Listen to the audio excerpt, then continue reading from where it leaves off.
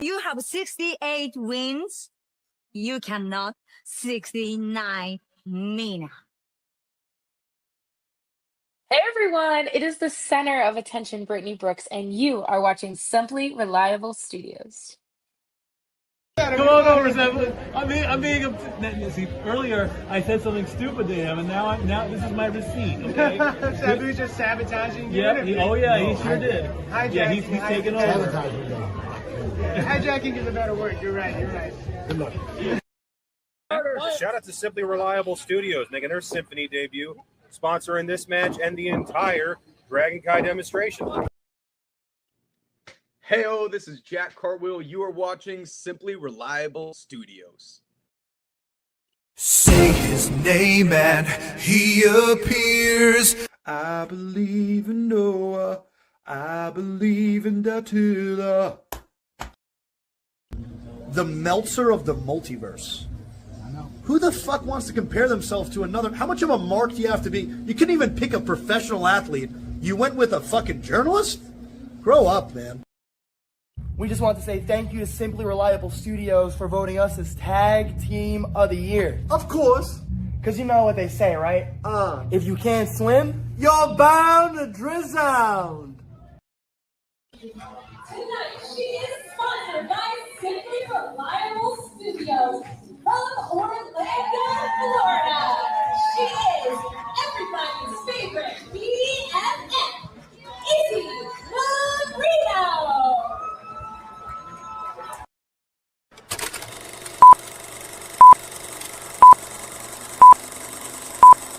Get it? Got it.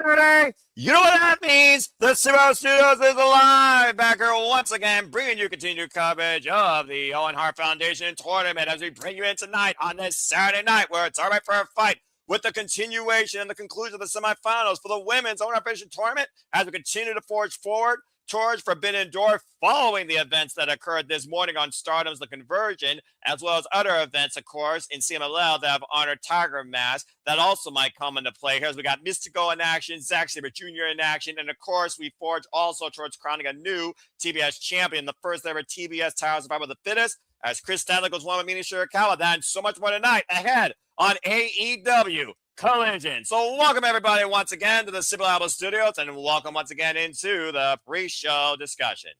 Hello everybody, and welcome back in here once again to the Simply Reliable Studios. You know what this is. For I am the Simple Man of the Simple Brand, the voice of SRS for Grateful for all things professional wrestling. Damn it. And my name is Noel Foster. So thank you all for tuning in. As always, please like, subscribe, comment, and tell a friend. And if you want to dictate the conversation, super chat or PayPal the patches is as simple as that. Of course, Collision is on tonight via TNT and HBO Max. Good to see Nathan Banks and, of course, Hassan Tudo TV Gamer Terrell also in the chat. Appreciate you so much. Thank you all so much for continued patronage, passion, and ongoing viewership.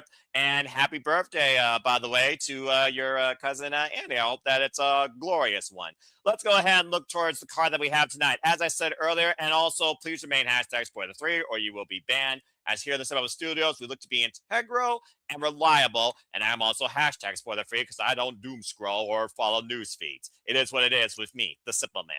As I said, we have Athena versus Maya World. This will be the third ever singles encounter underneath the AEW ROH banner. Of course, last time these two shared the ring together, Maya World was the last victim of Athena in the first ever Survivor of the Fittest as Athena escaped with her Ring of Honor Women's World Championship. But one of these women will punch the ticket towards Forbidden Door to the finals of this year's Owen Hart Foundation tournament, where Mercedes Monet, the CEO, awaits to see who goes all in Wembley. We also have Zack Sabre Jr. bringing his warm-up and Bloody Techers forward here in the States as he prepares for a dream encounter with Kenny by God Omega, a rematch from G1 Climax 28, and he goes one-on-one with Adam Priest. This will be the second time these two men shared the ring together, as the last time they shared the ring was in a multi-person tag. We also have the Young Bucks and Trios action against the Lethal Twist, the Elite, the Elite. But before I say anything further, I am never alone, but I'm also with somebody I deem far more elite, because she's yours, she's mine, she's our Canadian friend,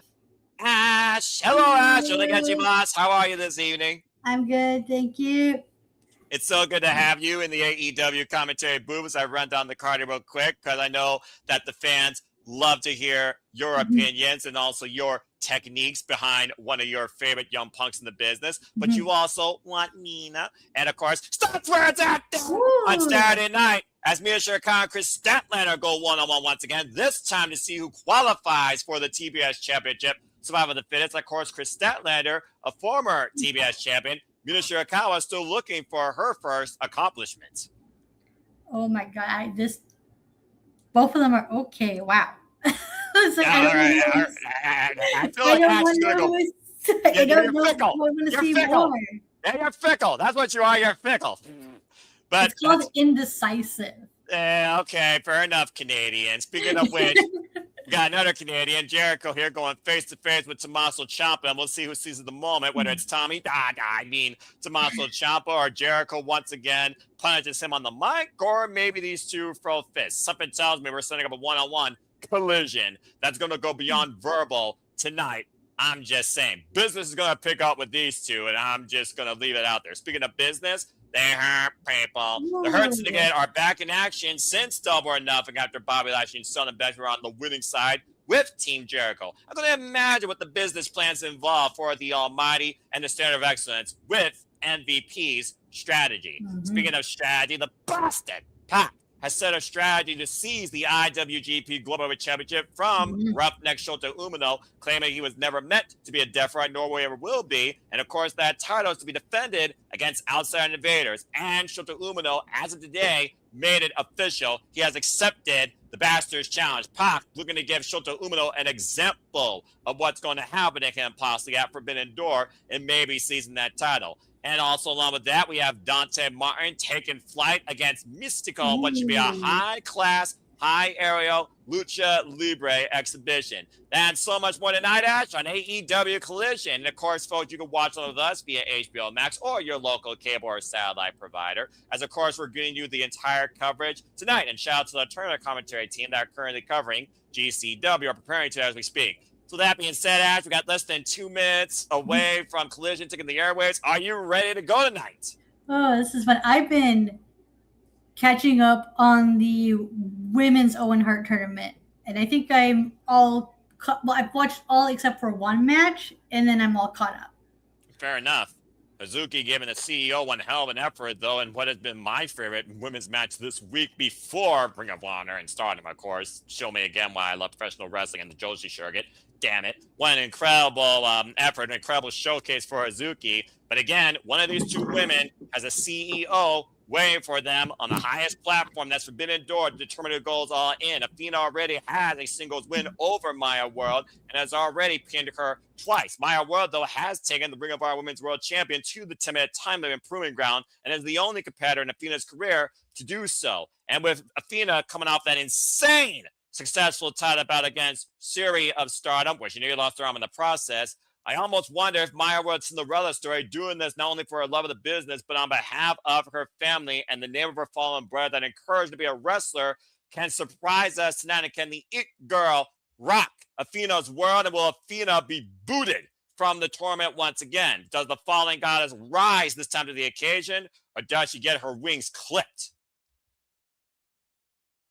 You're muted. Okay.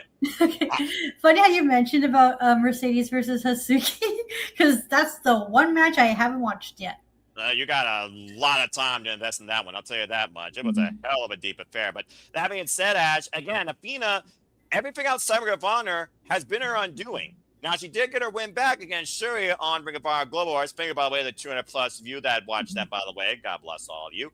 But again, this has not been a favorite stage for Athena, but Maya World, she was basically a willing ride-in. Despite the fact she went through tragedy, she is one more win away from maybe achieving the ultimate victory in her young career as Hyan and Maya World continue to transcend as not only tag team competitors, but as singles individuals. I mean, I'm just waiting for Hyan to pick the next person from Marvelous to go one-on-one, because that was so damn good. So what do you think of Maya World's chance tonight against Athena with that familiarity and maybe coming into this better condition after Athena's brutal championship defense against Suri? Do you see her like how long has this been since the match she had with Siri? Because that could also play into effect or the nagging injuries she got from there. Well, considering Global Wars Cincinnati, of course, the Andrew Brady Music Hall played host to Dynamite last week, Wednesday, if I'm looking in real time. It's probably been, I would say, close to maybe 10 days removed from that. As, of course, we go inside the Sugarland Arena for Collision. And it looks like we're going to kick things off with a super kick party with the Elite taking center stage in our opening act. Time for a trios match. And I'm sure we'll talk more about that and so much more here when it comes to this. But again, the wear and tear, the physical tear on Athena, and the mental warfare that Maya Wood has to be going through are going to be the intangibles of this women's match. Now, what's going to be the intangibles of this trios match? You tell me, considering the Young Bucks are coming up a loss against the Dogs, who the Dogs, of course, have put the names out there for the AEW Tag Team Championships. And Cage and Cope are back with a vengeance and have given that opportunity at Forbidden Door. But the Young Bucks, of course, being familiar to that territory, former three-time AEW Tag Team Champions and reunited with Jungle Jack Perry. The Elite looking to be in fine form tonight, baby, against the Lethal Twist. Looking to send a message maybe to TMDK, who they confronted on Wednesday. Yeah, I saw that. I was like hoping that maybe at Forbidden Door we get like some type of match between the Young Bucks and whatever variation of TMDK they have. So right now we got Mikey Nichols and Bad New Tito, but who the third person is, that's a different story.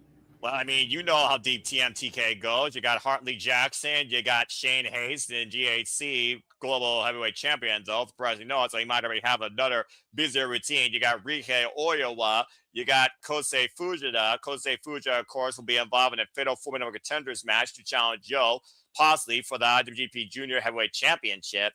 There's a lot of different members, so I'm very curious to see who goes for that Forbidden Door. And again, folks, stay tuned as, of course, we'll be covering Forbidden Door. Whether it has to be or not, I don't know, because, again, Batty Pearl is over passions, as always. It's just good to have her in the All Elite booth, because I know that not only is she All Elite, she's also a Shineon Japanese pro wrestling fan. So this right here is a great combination. Speaking of great combinations, though, I will say this. While chocolate and vanilla might swirl well in a waffle cone, the Lethal Twist has had a bit of mixed fortunes, I would say, Ash, lately across Ring of Honor and AEW. Yeah. How are you watching Collision right now? I'm using HBO Max. What are you currently using? Okay. I don't have HBO Max here in Canada. I'm trying to find Collision. The only way I can watch it is through USA Network, but right now it's been infiltrated by NASCAR. Oh, that's great. You don't have like My AEW where you are internationally or something else like that? Is My AEW available in Canada?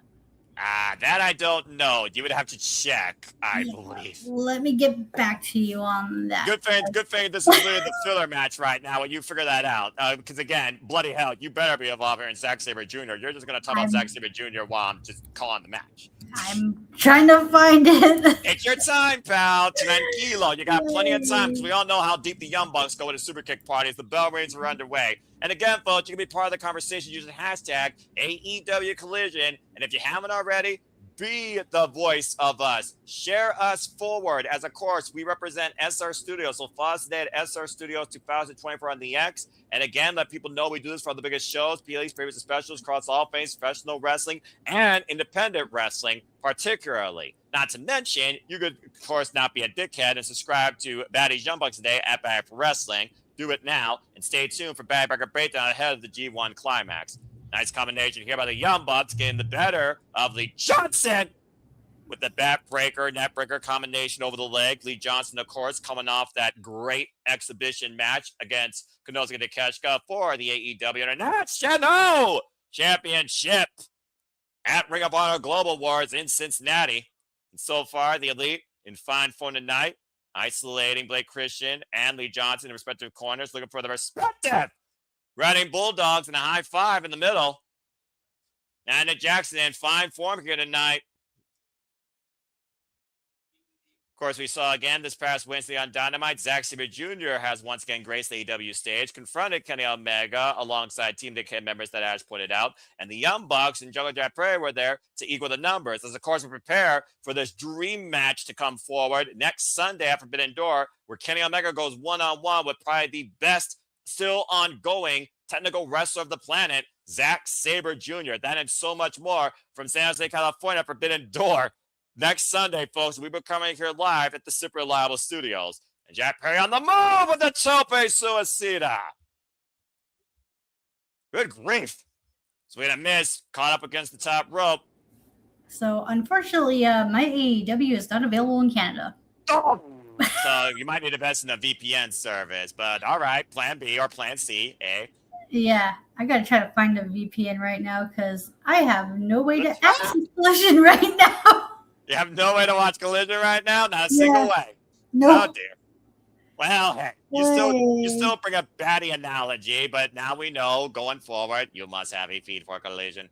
But hey, you still bring more than enough to the table here, because we all know the tumultuous history with Jungle Jack Perry, the Young Bucks, at one point trying to take over EW, go into business for themselves, a selfish generation, and of course, they've tried to remediate for their sins after they lost everything, and Jungle Jack Perry came back with a friend and a newfound aspect on life. Speaking of coming back, how about coming back with a vengeance, as Cage and Cope, two great Canadians you know, Christian Cage and Adam Copen, will defend the AEW Tag Team Championships against the Dogs, Clark Connors, and David Finlay, who they've compared basically to a younger version of themselves, despite the fact they want to spay and neuter them. Rick Knox, of course, the referee for this contest, instrumental in the Young Bucks' career. And of course, we know that a lot of other people here are occupied right now at Forbidden Door, involving in that 12-man steel cage match. Now hung up in the Tree of Woe, and right now the Lethal Twist trying to take advantage. About to get a shot, cheap shot of the Christian isolating Matt. That sidestep, or Jack Perry, excuse me. And right now Lee Johnson, the drop kick and the head scissors lock. Takes down Matt. A running drop kick takes down Nick. Jack Perry still tied up behind Blake Christian, the Tree of Woe. Lethal on the dive to the outside. Now Blake Christian. Tiger feint kick. Running drop kick combination. Springing out of the corner with a moonsault, and the Lethal Twist right now is rolling. This swirl of a six-man tag continues here on Collision. Stay tuned for its Restaurant Quiet Perazzle and Picture. Fuck television. Nothing changes when it comes to television, me. I don't care what the product is at the end of the day. I'm just saying. I am what I am. I am but a simple man. Anyway, so right now, Ash, you're figuring stuff out. Any progress, or what are you thinking about doing here? And good to see Matt and Safed also in the chat. Oh, this is fun, though. I mean, you know, just blind coverage. I mean, again, you are the color of the list. I mean, it's literally an exhibition match that we're kicking off with. I'm just saying. So I mean, what better way to start off Collision than a hot tag match featuring the Young Bucks and Jack Perry? I mean, you know, constant work ethic, constant workhorses, and again, gives Jay Lethal, Blake Christian, Lee Johnson a great opportunity here to showcase themselves and see what the Lethal Twist brings. Not to mention, considering we know the conglomeration of AEW Trios champions, and we've already seen the Lethal Twist target the Ring of Honor six-man World Tag Team champions, and your boy, Dalton Castle, and the Outrunners. Wouldn't surprise me if the Lethal Twist are trying to send messages towards both Trios champions here, and getting a win on the Young Bucks and Jack Perry would speak volumes. Plus, again, the Young Bucks right now are coming in the behind position. They have not had a great win record so far. Ooh.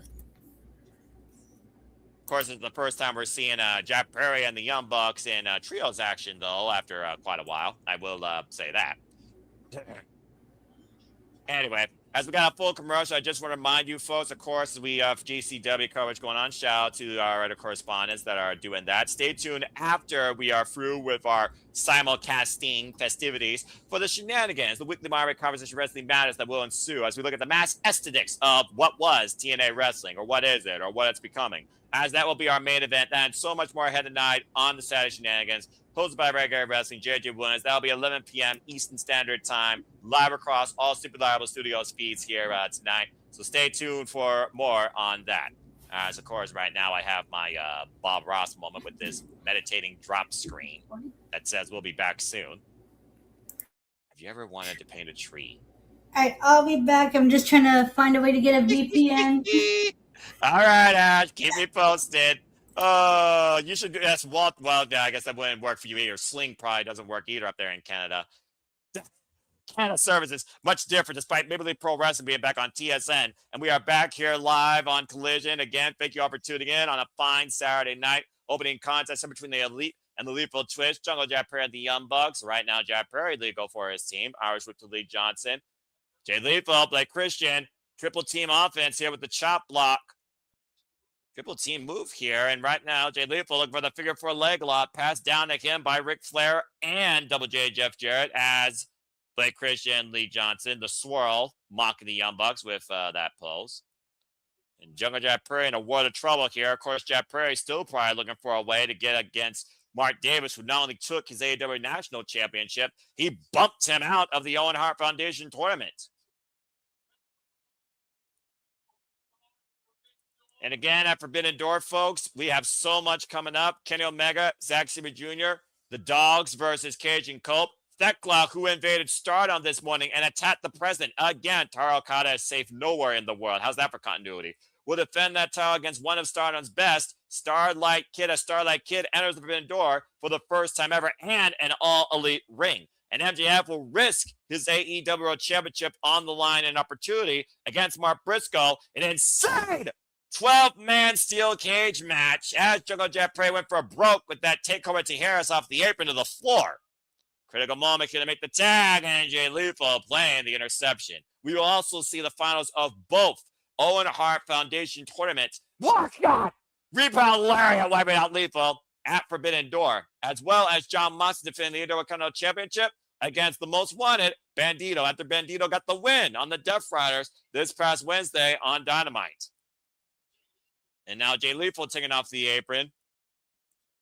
Trying to cut off the momentum of the swirl. Irish whip to Matt Jackson. Doesn't leave the clothesline. And wipes out both Lee and Blake with a double flying lariat. And again, Forbidden Door Week, folks, you see at the bottom of your screens, if you are watching like me, we have a Dynamite on Wednesday. We have a Collision on Saturday. The countdown will follow Collision next week, Saturday. And Forbidden Door is next week, Sunday, with a buy-in 7 p.m. Standard Time, followed by exclusively on pay-per-view 8 p.m. Eastern Standard Time. Locomotion, double stomp combination, suplex with a bridge, backstabber, synergy, poetry and motion by the Young Bucks here. And again, Matt with the Forever Compromise back, sending Lee Johnson on a one-way trip. All aboard the Locomotion suplex train into the corner and wiping out Blake Christian. Nasty landing. PK wiping out Jay Lethal. And Jay Lethal neutralized. Blake Christian hung up across the top rope. Young Bucks possibly looking for that double stomp, slingshot. Power bomb, stand out. Cover, two, and Lethal with the save at the last second. Red hot start here tonight on Collision. As always, it seems right now to be the story of the format on Saturday nights with the hot start and the even hotter closer. And of course, things heating up. We will be taking things to the beach with the AEW Dynamite Beach Break Wednesday, July 8th from Clearwater, Florida. Yeah, beach break actually on the beach. Ain't that a crazy concept? Stay tuned as we cover, of course, that unique show and that unique venue, folks, here at the Simple Apple Studios. Now, the Young Bucks in position, opposite corners, swirling the drop zones. Took too long as Lee Johnson and Blake Christian took advantage. And allow the opponents right now to regain control. Young Bucks might be sent for a ride. And right now, Matt and Nick fighting off Lee and Blake. Posse getting the better. Sunset flip, attempted powerbomb combinations. Blake Christian driven down, Lee Johnson driven down. Buck stepping through, stepping over. Double sharpshooters. And the sharpshooters on both Lee Johnson and Blake Christian. Jay Lethal was looking for a save. Instead, got snared in the snare trap. Triple submission hell for the Lethal Twist. Will they tap out? Blake Christian, the legal one, forcing his way to the ropes and preserving the match. That close, as even Jack Perry just said that. Good hot start here in the Lone Star status. We are in Sugarland, Texas, of course, for this Collision. Tag made. Still tempted to actually go to the Detroit show, but again, Perry's over passionate when it comes to money. Jay Lethal right now, and Jungle Jack Perry squaring up here. Jay Lethal, of course, face of the franchise of Ring of Honor, former Ring of Honor World Pure TV Tag Team Champion, swing and a miss. Lethal, collision. The back breaker into the flatliner. And Lethal right now might be looking for the lethal interception. Gets the boot up, though, as Nick Jackson with the waistlock. Standing waistlock exchange. Matt Jackson set up and over. Catches the waist of Jay. Jay duck underneath. Sunset flip. Suplex combination. Getting the better of Lethal there. Sunset flip into a German suplex. Nice deadlift using his little momentum against him. Smart ingenuity by the Bucks here. Now squared up against the swirl. Lee Johnson, Blake Christian on the move. Double running cutters catching the Bucks off guard. Every time you think someone's got control, the third man comes in and plays the difference. And a double lethal injection on the Bucks by Jay. Super kick. Wiping out Jack Perry. Lee Johnson, Irish whip. Sends Johnson to the corner. Back elbow strike. Now Johnson out of the second. Moonsault. Look at the Dragon Sleeper. Jack Perry up in the Fireman's Carry. Now Lethal and Blake up in the top rope position. Double stomp. Rollins McCauley driver. And Jay Lethal with the Macho Man elbow drop. Triple offense. Cover by the Lethal transfer. Major win and kick out by Jack Perry at 2. Wow. Unbelievable. The fans are already chanting, this is awesome, and I agree, this is professional wrestling. This is our opening match tonight on this AEW Collision. And right now, Jungle Jack Prairie in a triangle of trouble, seeing up towards the lethal twist. Trying to fight off the world here, and Blake Christian hooking up. Oh, no!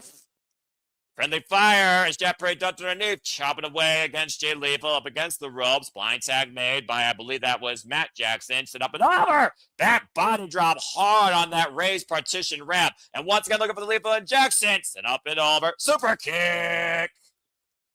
Super kick party engaged. Oh, jeez. Blake Christian and Lee right now joining the super kick festivities. Combination offense wiping out the Bucks. Blake Christian, Lee Johnson, looking to spring to the outside. Bucks meet them, though. Cutting them off the pass. And meanwhile, Jungle Jack Prairie hoisted forward, up and over. Oh, man, a flying knee. Clocking Jay Lethal. Stereo super kicks to the swirl. And Jungle Jack Prairie with the double poison Rana to Blake Christian, Lee Johnson. Reverse Hurricane Rana takeover. 2-for-1 special. Everything going in favor right now of the Elite as Jack Perry to the top rope moonsault. Wipes out Blake Christian. And there's the Meltzer driver cover. 2 and the Elite with the victory. Woo. Damn, sounds like I missed a solid tag match. A lot of solid synergy on both sides there, Ash. And the Young Bucks and Jungle Jack Prairie get a big trios win tonight on Collision, sending a message towards any trios champions and maybe TMDK in the press as we go backstage with Mina, Shirakawa, and Kris Statlander, and Harley Cameron Lexi Nair, of course, preparing for the TBS Survival of the Fittest qualifier.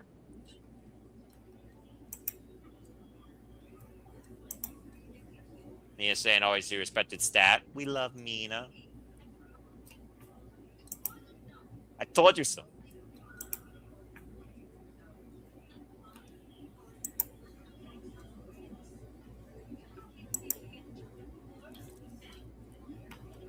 But it's like Mina has national title in AEW.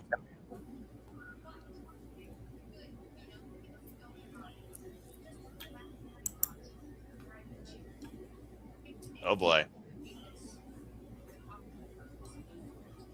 Mina saying she needs this, but Stat saying she was made for this. Harley Cameron trying to play peacekeeper here. And the best woman win? That's neutral. And Harley Cameron also has a qualifying match next week.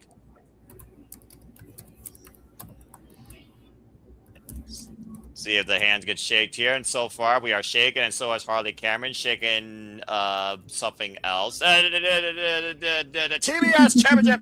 TBS Survival of the Fans qualifying match next year on Collision. We go to commercial break. Fuck television. God damn it, Harley. I'm fine. Okay, I'm fine. What else? I'm fine. Boo. Just got heat flashes there. I mean, it is summer. We are approaching the summer solstice, the hottest. Hottest day of the year. Damn it, Harley. Hottest day of the year. Hottest day of the year, of course, being tomorrow. Harley Cameron makes you feel more than just her wrath. I'm just saying. When she has people shake it out better than Taylor Swift on screen. What?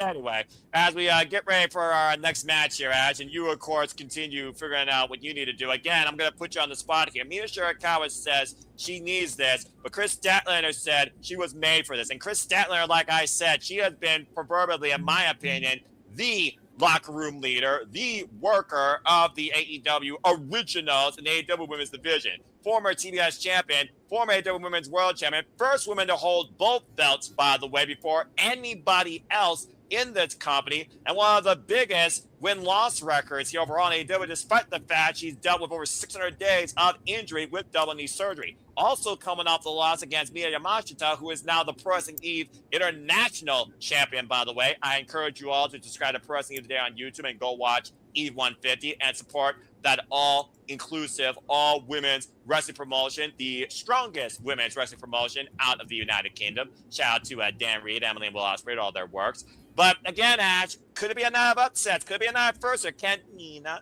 get the better of Kris Statlander? Or once again, is Stat where it's at? Damn it. I would love to see like Mina try to go after the TBS title because it's a fresh new face in the division for the TBS title. Because right now, Statlander doesn't really need a title. You think she doesn't need a title, but how bad does a competitor want a championship when it drives them in this business? Kris Statlander, who's kind of been trying to figure herself out still, again, even though Mina said, I told you so, and Kris doesn't like being told that. When it comes to Kris Statlander, championships are almost pretty much synonymous with her, whether or not she's involved in AEW. Primarily, if she's not involved in an opportunity, she's the one that you're trying to get the opportunity against. True. Like you can make an argument for both cases, or like for both people. Well, I mean, I'm supposed to be the play-by-play unbiased guy, but I'm always going to stand by Stat, because that's where it's at, damn it! I mean, again, like I said, Kris Statlander, the age of toxicity was introduced when Thekla got the better of her with a strap match, and Triangle Madness, of course, played interest. Mina Shirakawa previously faced Kris Statlander. Kris Statlander was the AEW Women's World Champion. And speaking of Kris Statlander and her history and other people involved in this match, we go backstage now to Carl Shida, who has already qualified after bringing forward a new submission hold against the real deal Seda Steel. Ooh, that's going to probably want to make Statlander win because especially how those two had quite a bit of a following out, haven't they? Well, ever since that Philly street fight where Kris Statlander got the better of Carl Shida, I don't think Shida forgotten it.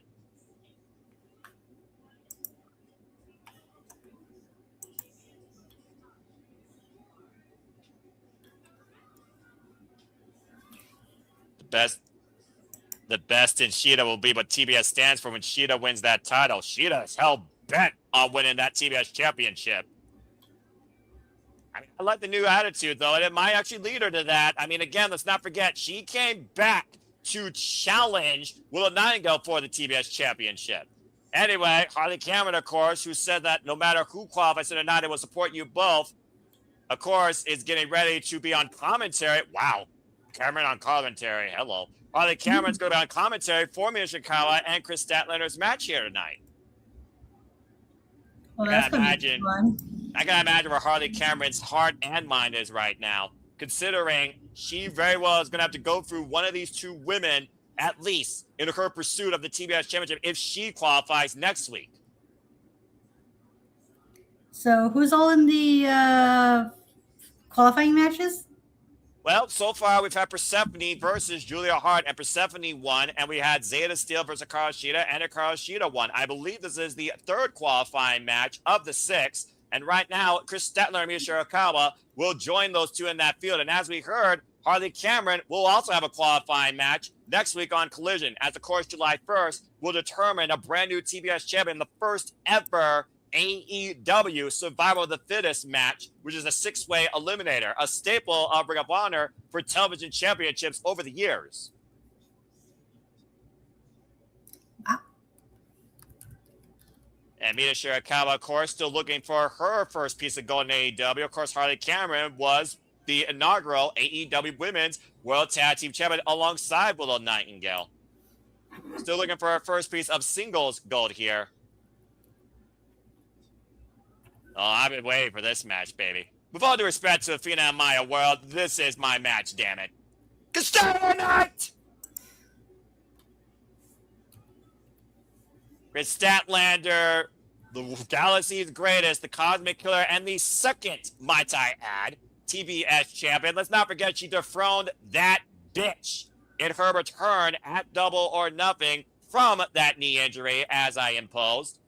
And of course, former AEW Women's World Champion, looking to become a two-time TBS champion. Again, folks, this is a TBS Championship Survival of the Fittest qualifying match. The winner of this match goes July 1st to the Survival of the Fittest match to crown a new TBS champion. Referee for this contest, Mike Posey. Bell rings are underway, and there you see by the graphic, it will be a 6-woman field. And the only two that have qualified so far are Hikaru Shida and the Goddess of the Underworld and CMLL Women's World Champion, Persephone. So let's go ahead and talk technique here. Ask, what does Mina Shirakawa need to do to beat Kris Statlander tonight? So we know Statlander. So we know Statlander is very powerful. She's a very strong person, but Mina has that really good submission-based ground game. She needs to just outwork and outsmart Statlander. Right now, the headlock being applied, but Mina, again, the power coming to play, driving Mina into the corner, and a vicious knife-edge chop to Mina Shirakawa. And again, Mina Shirakawa has been demonstrating this new attitude also in her in-ring IQ ever since the bloody murder of her forever timeless lover, Timeless Toni Storm, which we still don't know the answer to. And she's vowed to find out who done it. I do wonder, though, how much does that play in her head still, especially with this opportunity right now in front of her? Yeah, Mina's got a lot to deal with, especially, like, who knows, maybe it was Mina who attacked Toni Storm. Well, what would Mina Shirakawa have to gain in attacking Timeless Toni Storm if it hasn't produced nothing except maybe a singles win against Rhea Shafir in a no-holds-barred match? Nice tornado over the top rope into a 2 count on Kris Statlander. Well, Mina can finally be in the spotlight. She's the main character, not the supporting actress no more. Well, I guess it is lonely at the top, but Mina Shirakawa, I mean, again, I once did say, never has something so glamorous, seems so sinister, but Mina and sinister in the same sentence, that's an oxymoron in my opinion. Now, Mina going up to the top rope, Kris Statlander on the apron, overhead shot there. Statlander again with the reach advantage, and right now hoisting up Mina up on the shoulder, both of them on the apron. This isn't going to end well. And Mina, oh man! Shoulder first on the apron, it looked like, with the drop down. And this match to qualify for July 1st to become the next face of TBS continues at Restaurant Quiet Palazzo and Picture. Fuck television. And of course, Kris Statlander, multifaceted athlete, to your point. Of course, also, as I said, previously was just involved across the pond in the UK in a brutal war against Miyu Yamashita, where Miyu took the Pro Wrestling Eve International title from her. And of course, prior to that, in that Philadelphia street fight lights out match, to your point, Kris Statlander beat Hikaru Shida. And we heard Shida was very vocal backstage and would love to see Kris Statlander involved in this, just to take it away from her. This is a silly question. How do you use VPN? Because I finally got it downloaded. So, right, so basically, that's like a little user guide. VPN basically connects to your internet connection, and then once you're connected and you build an account, basically you just reach out to a server you want to connect to, and then it connects you basically to that region's services for you to use. And then you would just go to that website based on that server, and there you go. You're into what you need. Okay. Okay, cool. Because I now have the thing. I'm logged in, so now all I just got to do is just try to find what I'm looking for. Basically, yeah. So what you're looking for is something in America that gives you a feed to watch AEW Collision. Okay. Whether you have to log into a subscription service or log into like a TV portal, that's a whole different conversation. Because, yeah, that's what VPN basically allows you to do. It allows you to use services like HBO Max or like Sling or like from a different country for a very fair price Canadian conversion. And then you literally can watch what you want to watch through that as long as you have both that subscription-based active and that VPN service active. And this is not brought to you by NordVPN, but if you want to try and save a few bucks, whether you're American or Canadian, and you want to protect your own information, invest in a VPN service today and find the best way that you can continue to enjoy what you continue to consume the most in your own way across all forms of media and entertainment, like me with ITV, as I love the chase and British game shows. So go the smart route today, get yourself secure, and say F to capitalism, and try and find a way around those stupid inflated prices for underwhelming content today via VPN service. And right now, Kris Statlander looking to find a way to once again make history, become a 2-time TBS champion. And again, like I said, those Survivor of the Fittest matches are 6-way eliminators. Everybody in the match has to be eliminated till one woman is left. And we are back right now as both women are on the outside here. Statlander getting her bearings on the apron, and Mina Shirakawa finding a way back inside the ring. And both these women roll inside before a referee might close these 10 counts. And Harley Cameron feels so torn right now. That's not the only feelings, obviously.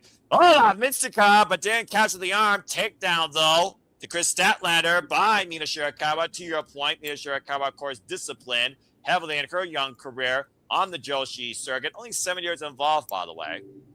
Former leader of her own faction, of course, in Club Venus. Former Wonder of Stardom champion. Oh, the draping DT off the top turnbuckle on the stat. And Mina on the cover, up the far leg side, press kick, 2.5 by Statlander. Nearly got her. Oof. Harley Cameron's as excited as I am. Of course, Mina also former Rev Pro Undisputed British Women's Champion. Again, though, no gold here yet in AEW. Also a victim of Athena's Ring of Honor Women's World Championship run. Stealing chance. And whoa, man! Vicious pump kick. Mina rebound the ropes with the rolling elbow. And Kris Statlander, that's gets hilarious. Wiping out Mina Shirakawa, almost pushing through that punishment by Mina. Pushing through, excuse me. Statlander always in full gear. Low bridge sends Statlander the outside. Mina now looking to take advantage, going up to the top rope. Looking for a high-risk move. Go for broke for the richest reward that you may pursue. Off the top. Cross body. Wiping out Statlander on the outside. Woof. But again, you got to get her in the ring to beat her. I don't think these women are going to take a count out. Aggressive head. And Mina might be looking to go up again here. She's got Statlander in a full position, though, in the middle of the ring. Up to the top rope. Let's see if this pays off. Statlander eats the missile. Drop gets sent up and over on her head. Statlander almost inside out. Shoots the half. Now sits in the cover. Hook of the bar. Leg kick at 2 by Stat. Come on, Statlander. Mina, damn it. I don't give a fuck who wins. I love both these women. There, I said it. I'm fickle like Harley Cameron. And Harley's got me down with all the hot flashes. And now Mina might be looking for that glamorous Mina driver. The Dragon Sleeper holding to the deadlift, but Statlander overpowering her. Mina able to skip out the back door. Man, Oh, man. I love a Dragon Sleeper. That's one of my favorite submission holds. As long as it's in there effectively. Spear Michinoku's driver. Cover. 2 of both legs. Pick out 2.5 by Mina. Damn. How often do we see people win with the Michinoku driver? That would be Micah, of course, who was trained by Taka Michinoku out of the JTO promotion, who uses Michinoku driver and Michinoku driver number 2 towards her wins, including a win over Diamante at Ring of Honor Global Wars. Oh, sweet. Now Statlander looking to hook at Mina Shirakawa, pots with a Starry Night Fever, and Mina able to slip up underneath with a roll and gets a 2 count. What a patch. Oh, spinning back fist, turn Kris Statlander inside out. Got down though. Wait a minute. Statlander. Hook of both legs. Gets the 2 count again. This is such a good match. Hoisted up and over. Able to duck underneath. And Mina once again up and around. La Mystica takedown. Didn't grab the arm. Now grabs the arm this time. Possibly looking for a submission. No, instead, the seatbelt pin unable to trap Kris. Kris Statlander with the reversal. Trap both legs. And Statlander advances. Oh, nice. using Mina's own momentum against her when she looked for the seatbelt, clutched her with a matchbook cover, trapping both legs. Statlander is in. The survival of the fittest and joins Hikaru Shida and Persephone across the field of 6. What a match, though. Sweet. I've got to say, no love lost with these two, but a very respectable bout as Mina and Kris Statlander shake hands again. Both these women still the best of friends, I feel like. I feel like a lot of the past has been neutralized at this point, despite all the emotions and all the trouble we've seen with the loss of Toni Storm and Kris Statlander, Hikaru Shida's former tag team partnership, as Harley Cameron hoists both women's hands up. Again, great to see this trio back together. And now we get an infomercial by the Bang Bang Gang about stray dogs and other stuff, courtesy of Rock Hard Juice Robinson. Again, congratulations, Kris Statlander, now part of Survival of the Fittest. What the fuck is this? Spay and neuter for lost dogs. Last time I checked, the Bang Bang Gang are not associated with Bob Barker. Man, I miss Bob Barker. Bob Barker was such a good game show host. Rest in peace to the greatest of all time, in my opinion. I can't believe he got closest to $1 without going over.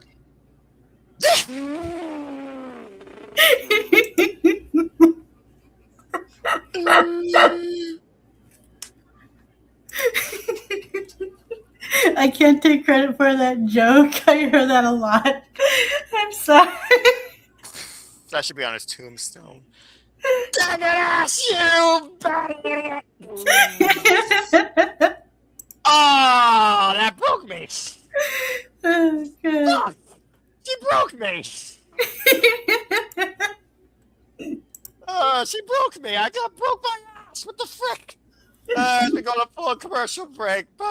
No, we don't. We go backstage to Japan. I got nothing to say. Damn it.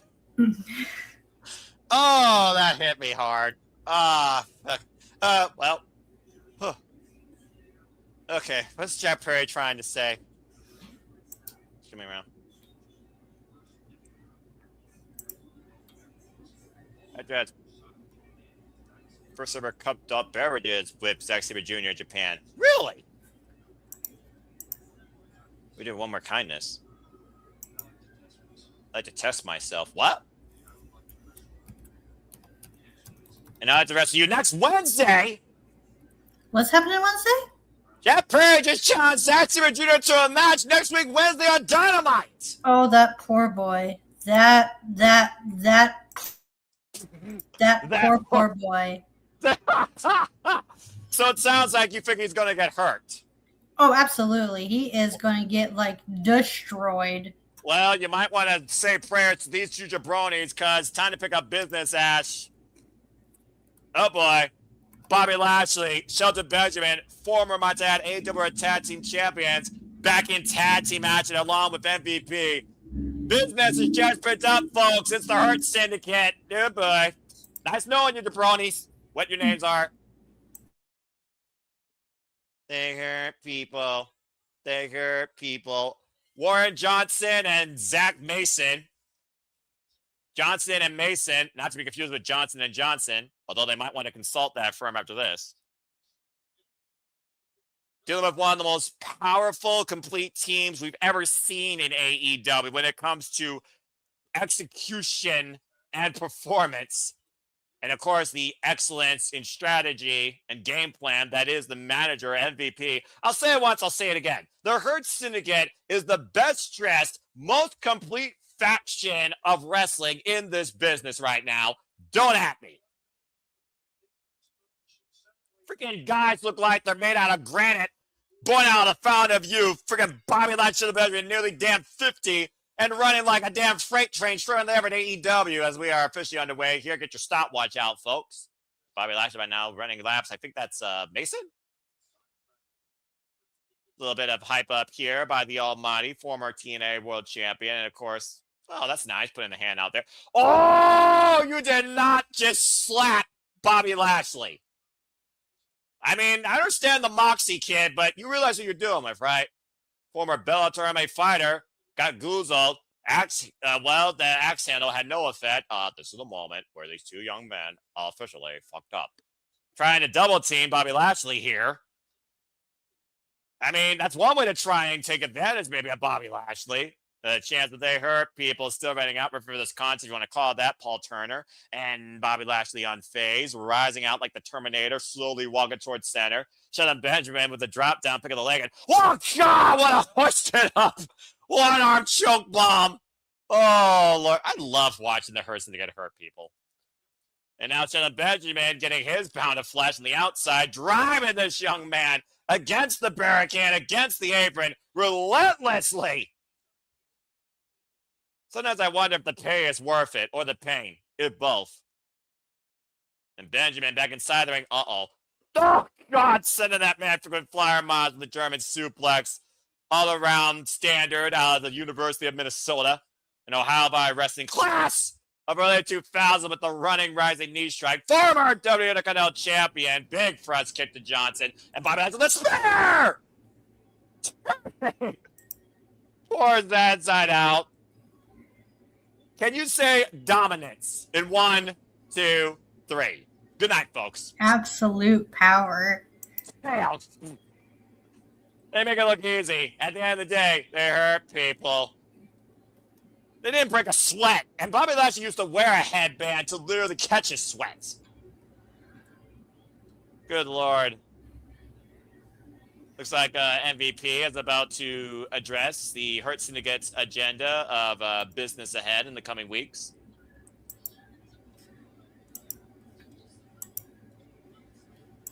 In the great state of Texas, of course, MVP, inaugural IWGP Intercontinental Champion. And, of course, talking to us, the AEW viewing audience. Which just was a commercial. Accurate. I'm still trying to find a way, but it's still not letting me, and this sucks. Well, you know, technical difficulties. You're still bringing more than enough entertainment announcements to the party. Well, now we know, so we'll figure it out next time, and no one's half the battle. G.I. Joe. Don't know how big G.I. Joe was in Canada, though. Yeah, we had G.I. Joe up here in Canada. I know a couple of my friends grew up watching G.I. Joe. Fair enough. They don't want to compete for championships. They want to compete for money? Huh? Okay. We're not friends with anybody. We're not enemies with anybody. What we are is businessmen. And we are in the business of hurt. It's fair. If you want somebody mauled. If you want somebody's ass whooped, good. You come see your boy MVP and bring a big old bag of cash. You bring the green and we'll bring the pain.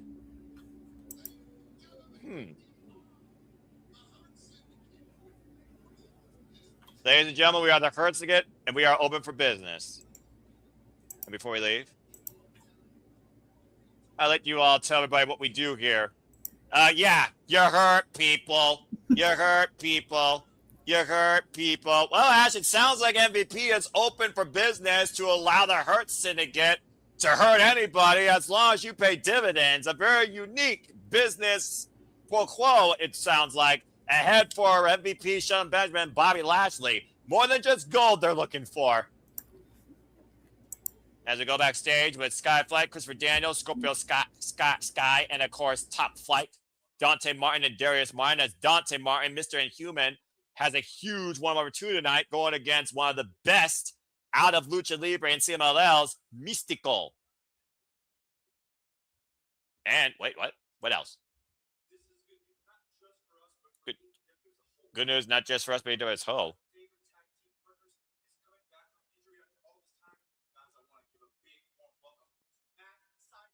Oh, Matt Seidel's back! Okay, been a while since we've seen him.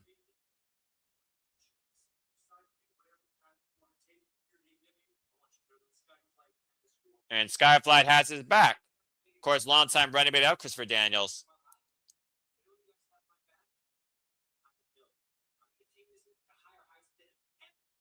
Of course, coming off a debilitating leg injury, I believe. Good to see Matt Sydal back as we go to a full commercial break. Fuck television. All right. Well, that being said, as we do have a momentary commercial break. Yes, Ash? Oh, Matt Seidel's back? Yes. Oh, that's awesome. I haven't seen that dude in a while. Yeah, it's been a long time. I wonder if his third eye still works. But that being said, I want you all to take an eye towards this. While she figures out technical difficulties, take a look at the further watch-along activities coming along here at the Super Reliable Studios. And now for a taste of things to come.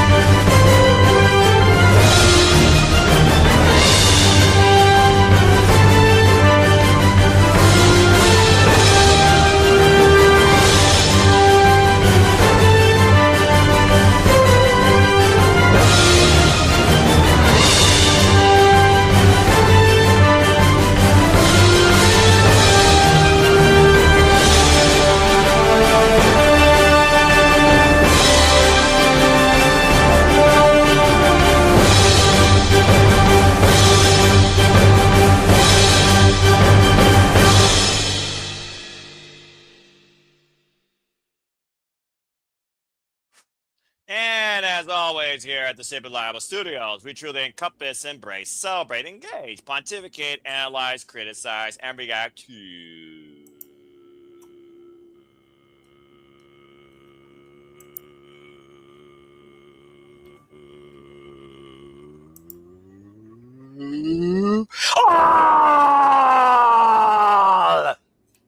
the wrestling. And welcome back in here once again to the Super Reliable Studios. Noel Foster, our Canadian friend, Ash. Of course, here bringing you the coverage tonight for AEW Collision, as of course we conclude the semifinals of this year's Women's Owen Hart Tournament. Since the men's finals are set, we now know we will Osborne versus Strickland, and based on their heated exchange this Wednesday, where words may have boiled the bros' blood, Jon Moxley is once again trying to encompass and remind that words can only hurt you if you let them, and trying to prove that Will Ospreay is stronger, more dangerous than ever, and has the tools and weapons as he's this close to achieving what he wants to do. Wait a minute, why is Nigel McGuinness in the ring? Oh, hello. No. Former TNT champion. The Psycho Kill. Oh, he's moderating this face-to-face with Tommaso Ciampa and Chris Jericho. Okay. Let's see what this is about.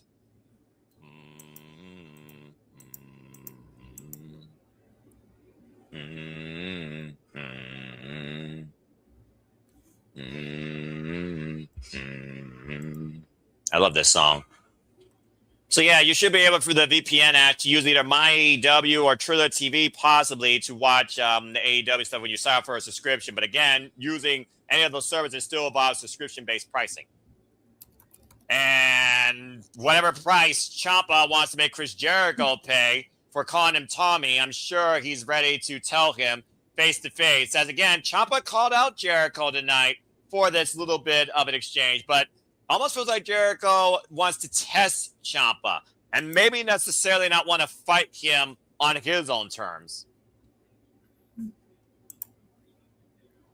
Of course, we've seen Ciampa right now and the threats that he's pushed towards, of course, one Tony Schiavone, which is probably another reason why Nigel McGuinness is in the ring here, because Nigel is not a man you easily intimidate. We saw, of course, in Cincinnati, Ciampa and Jericho were at each other's throats after the blatant mispronunciation of his name. Oh, boy. 9-time former world champion. inaugurate W World Champion.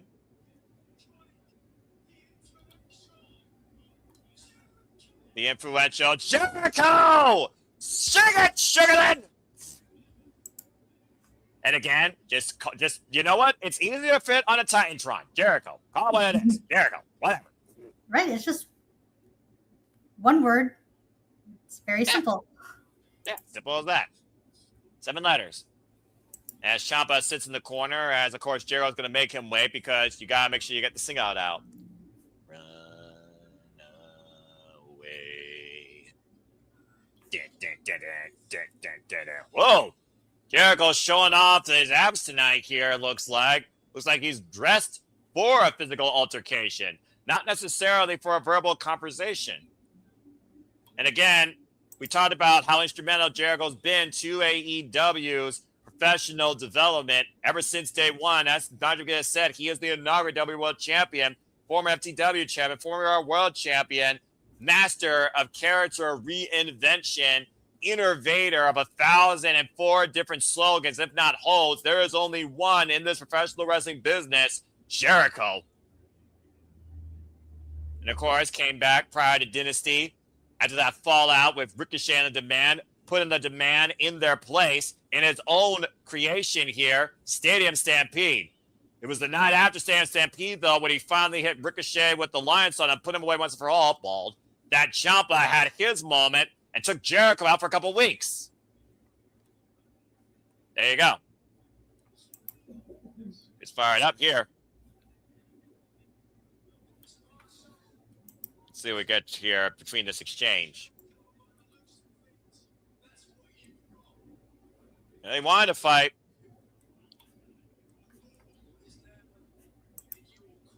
Ciampa saying the ball's now in Jericho's court.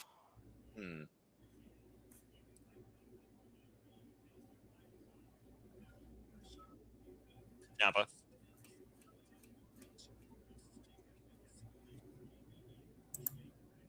Yeah, Jericho has not been that serious, you know. Mm-hmm. Biggie Worthy. Says he did. So it's not on TSN Plus, the USA Network for you right now, Ash? Is that what you're telling me?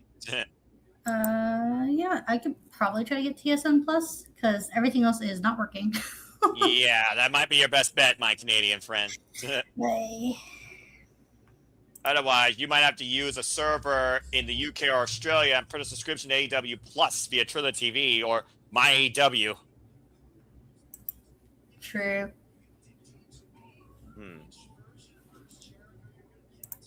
Which version of Chris Jericho are you going to get? He's trying to dictate that? Well, I mean, which version should Ciampa get of Jericho? Or does he have one that he wants? Either way, Jericho's saying whatever version, the version here is going to kick your ass. Let's see. Painkiller, but Painmaker, Wizard, Influencer. No, we're not going to talk about that one.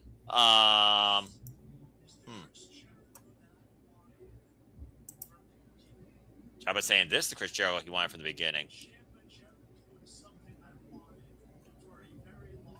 Ciampa Jericho is somebody he's wanted for a long time. An idea? What?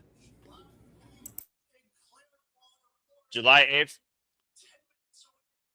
Clearwater, Florida.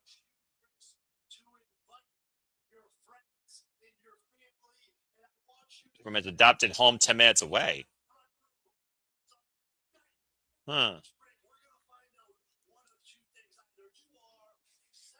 So Ciampa's challenging Jericho to a match at Beach Break in Clearwater, Florida that is 10 minutes away from Jericho's adopted home, and he wants Jericho's entire family there at ringside.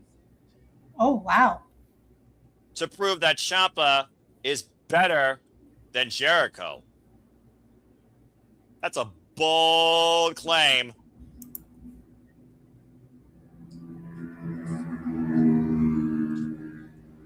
Jericho accepts. We got our match for Beach Break. Nice. In Clearwater, Florida on July 8th, Jericho versus Ciampa. But tonight in Houston. Fire! Security! I know Jericho is not going to just mince words here tonight. Literally go over the walls of Jericho. Ciampa trying to scurry away. And Jericho in hot pursuit, though. And look, oh! And a mule kick low blow to the Jerichos. Oh, man. Tommaso Ciampa found his moment and picked his spot. And apparently that spot's going to become before July 8th. Face the Jericho starting it. Oh, jeez. Up against the steel steps. And I think his knee hit the steps, now being dribbled face first into those steel steps front face partition. The cycle killer has been unleashed. Something tells me it's not going to be a standard one-on-one match come July 8th, if we're already getting this violent. I mean, Jericho was the one that threw the first punch, though, quite literally. Does Jericho have a faction? No. Interesting. Okay. Oh, and Jericho busted wide open. After being driven face down that steel plate, and now Ciampa just teeing off against the open one and buying away at it. Freaking madman. It's a bloodlust that Ciampa has for Jericho. An obsession. Yeah, Jericho front inside the ring. I mean, call it whatever you will. Ciampa right now literally has taken his moment tonight at the expense of Jericho and dropping the knee. Uh-oh. And Jericho might not want to turn around. And Ciampa, bang! Golly. Jericho down. And a kiss sealed with approval from a psycho to Jericho, bloodied, battered, and probably brained with that exposed knee. But it is official, and again, we're covering AEW Dynamite Beach Break, which probably won't be as complicated for VPN users. And, of course, that Wednesday Night Dynamite, Ciampa will go one-on-one with Jericho. And, again, he invited Jericho's whole family. That venue is 10 minutes away, apparently, from Jericho's adopted home in Florida, as, of course, we've seen that previously with Brother Nero's drone in a bygone era of AEW. Speaking of a bygone era, the Roughneck Shota Umino, as you know, Ash, was literally Jon Moxley's young boy. But Gabe Kidd came in at the middle with a very powerful, painful message against Shota Umino and all of New Japan Pro Wrestling. And the bastard Pac has picked up the interest from it. Yeah, that's going to be a fun matchup. And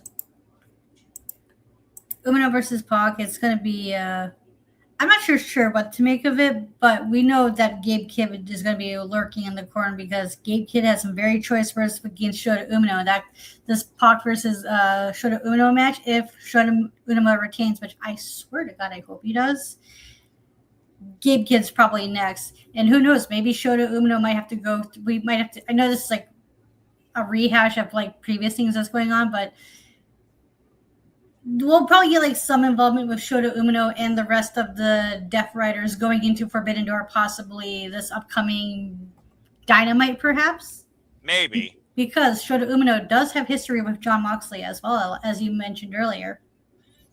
Yeah, a lot of history is going to come forward at Forbidden Door when it comes to New Japan and Stardom. And again, Shota Umino, it's official as he accepted the Bastard's challenge, saying, I'm really willing to fight anyone, anywhere. It will be Shota Umino versus the Bastard Pac for the IWGP Global Championship. In the meantime, sing it, my Espanol fans, as Mistico arrives. I don't know Spanish. And Mistico, of course, CMLL World Light Heavyweight and Trios Champion, and, of course, former AEW World Trios Champion. And, of course, coming off that great 8-man tag team win at Ring of Honor Global Wars, as well as a night in CMLL honoring Tiger Mask, who will be retiring here this summer entirely from his wrestling career. I'm just taking it in. See, I love this environmental element that AEW brings. Oh, that fan knows that song ad nauseum. Well, we are in Texas, so if anyone's going to know this song in the States, it's probably going to be most of those people right there. Is there a better theme in professional wrestling than Mystico's theme? That transcends the world.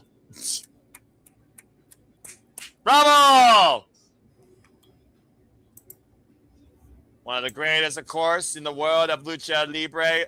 As I said, Mistico, you might probably remember him as Sin Cara, has been involved in this business now for 28 years.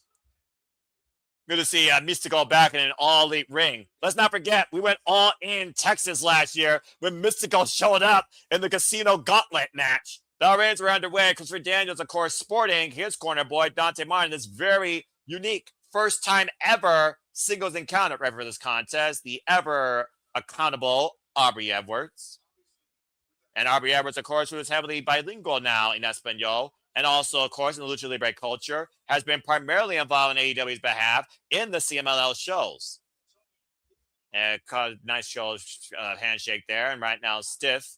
Kind of a tie up here. The side headlock. Mystico, of course, also coming up a loss against his tag team partner in IWGP Heavyweight Tag Team Champion El Desperado at Dominion in another singles dream encounter.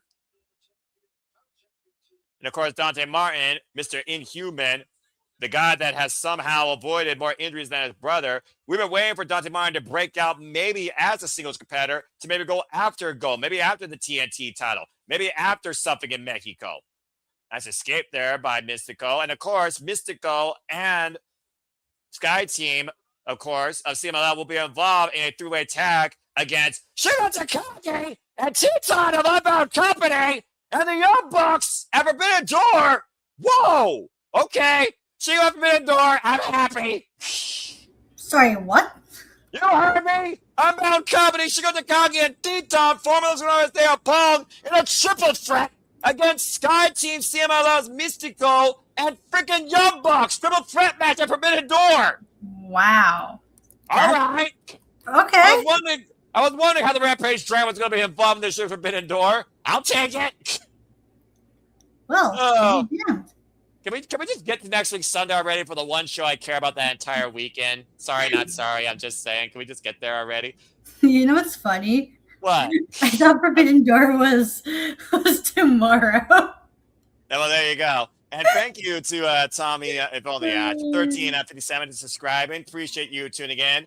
Again, Forbidden Door is going to be a grand slam night of professional wrestling and a promotional global-wide delight. And speaking of Grand Slam, stay tuned. We cover Grand Slam Mexico once again at AEW, Ascens Arena Mexico in August. And we'll be covering that here live in some of the studios. Mystico in control of Dante Martin. Look at the ground. This high-flying prospect of Sky Flight tonight in this singles exhibition match. The flying torpedo basically almost launched himself like a bullet, the head catching Dante Martin on the shoulders, bringing Dante Martin back inside the ring. And again, for everybody that's tuning in so far, again, use the hashtag AEW Collision, be part of the conversation, and please follow us and let people know we do this at SR Studios 24. Superplex out of the corner, inside second by Dante Martin. Wiping Mystico out. Now goes to the cover, hook of the leg. Gets barely a one count. Mystico grabbing his hamstring, though. Will Mystico be able to rebound off this? And again, Dante taking advantage with the foot DDT. Can Dante Martin ascend to new heights tonight on Collision? Stay tuned. Restaurant Clyde, picture-in-picture, Puck Television. Well, that's freaking awesome. Nice. El Sky Team, by the way, in case you don't know, Ash, his tag team partner and current CMLL Trios champion, Hermano, is Mascara Dorada. Mascara Dorada and Mystico versus the Young Bucks versus Teton and Shingo Takagi in a triple threat tag team match at Forbidden Door. Now official. And again, folks, you can stay tuned when we cover all of that and so much more. And also, Simply Predict It. Next week, I give you a foursome of Simply Predict things, courtesy of the Superman's brand, the Simple Apple Studios. So stay tuned and find your brand and follow what you choose if you can, as we Simply Predict and cover NXT, Great American Bash, AEW, CMLL, Stardom Collide in the Forbidden Door, welcoming New Japan Pro Wrestling once again. TNA brings us a Slammiversary, whatever's left of that roster. And the Fed brings us another night of champions in Saudi Arabia, where I'm not even sure what to make of it. But again, we're covering all of that and so much more, and simply predicting all 4 of these shows across all 4 Petitions Leagues and all 4 forums next week here at the Simply Reliable Studios. Stay tuned for more on that. Ash, you getting things figured out on your end, my friend? It's still nothing. Okay, so VPN out to Australia, you weren't able to go to my AEW, subscribe to there for Australian Canadian conversion rate, and watch Collision. Well, It is what it is. Now we know technical difficulties. You gotta do research product in case we cover Collision again, my baddie friend. But hey, you're still bringing the conversation, so it's all good. Of course, the one time I want to watch Collision, I can't fucking watch it because stupid ass NASCAR. Is NASCAR really on TSM right now, preventing you from doing it? The only way I can watch Collision is through USA Network. That's how we get it here in Canada. Because I tried looking for it everywhere else, and it's just not accessible. I asked, like, hey, because my remote is voice activated, I go AEW Collision, and it redirects me to USA Network. Oh, man. That's bull. Oh, my God. It's like, what the fuck? I'm laughing with you, not at you, clearly, but No, man, no. did you get the bad hand. I'm so sorry. It's okay. At least I can watch it tomorrow, I suppose. Well, you still can talk about it, you know. I mean, That's true. Yeah, I can provide like some commentary. I deeply apologize. I'm so sorry, guys. And look, Ash, everybody loves your baddie takes, your personality, and you already broke me. And you know a thing or two about Mistico. And the fact that we're getting Mistico and Mascara Dorada colliding with Teton and freaking Shigo Takagi with the Yamats in a triple threat tag team match Forbidden Door, you got more than enough ammo for your ammunition when it comes to an analysis with what we can expect from that 6-way warfare. And speaking of fighting through, looks like Mistico fighting for the pain, catching Dante Martin with the Enziguri. Dante swinging for air, springing in with the crossbody as Mistico. And Dante right back up to his feet, though, swinging to miss again. And Mistico, take right to Harris, takes Dante Martin up and around and down as Dante Martin again out on his feet on the outside, and Mistico might be looking to take flight. Target locked, Mistico on the move, and wait a minute. Dante, oh! Tornado over the top instead. Changing the offense, wiping out Dante on the floor. And himself as well. The physical toll of this match, though, starting to show its features here, Ash, on both competitors. And again, as we talk about when we go all in, we're not only going to go across the pond to Wembley Stadium, we're also going to go to Scotland! Glasgow, Scotland, Wednesday, August 26th. Again, tickets available right now, international wrestling fans. Cover 2, count only. So if you want to be part of where the best wrestle live in Glasgow, Scotland, get your tickets now for that AEW event coming your way that night. And right now, Mistico in control. Kudos to Mistico, able to keep himself in this bout. Dante Martin, able to keep himself in this bout. Big elbow right now exchange with Dante Martin. I still think Dante Martin has all the makings to maybe be a future TNT champion. Ash. I wouldn't mind seeing him take on Kevin Knight for the TNT title. Ooh, that'd be a pretty good matchup. And right now, you're saying? Because the TNT title, they could use like some fresh new faces. Yeah. Instead of like, because that's the one thing that's kind of stagnant about the main event scene right now is that we're just cycling through the same people. And that's yeah. But the thing about this main event scene, though, if we're only talking about the world title, the versus is a whole different context in who could face MJF. Oh, man, both men face each other with a boot and took each other down. I mean, look at the team that MJF assembled for that steel cage. Any of those men, particularly Andrade Igalo, how you know, could challenge him and has never faced him one-on-one. Kyle Fletcher at odds ends with freaking Kevin Knight. Kevin Knight wants a shot at the gold. Kyle Fletcher and MJF. MJF calling Kyle Fletcher a good kid. Wink.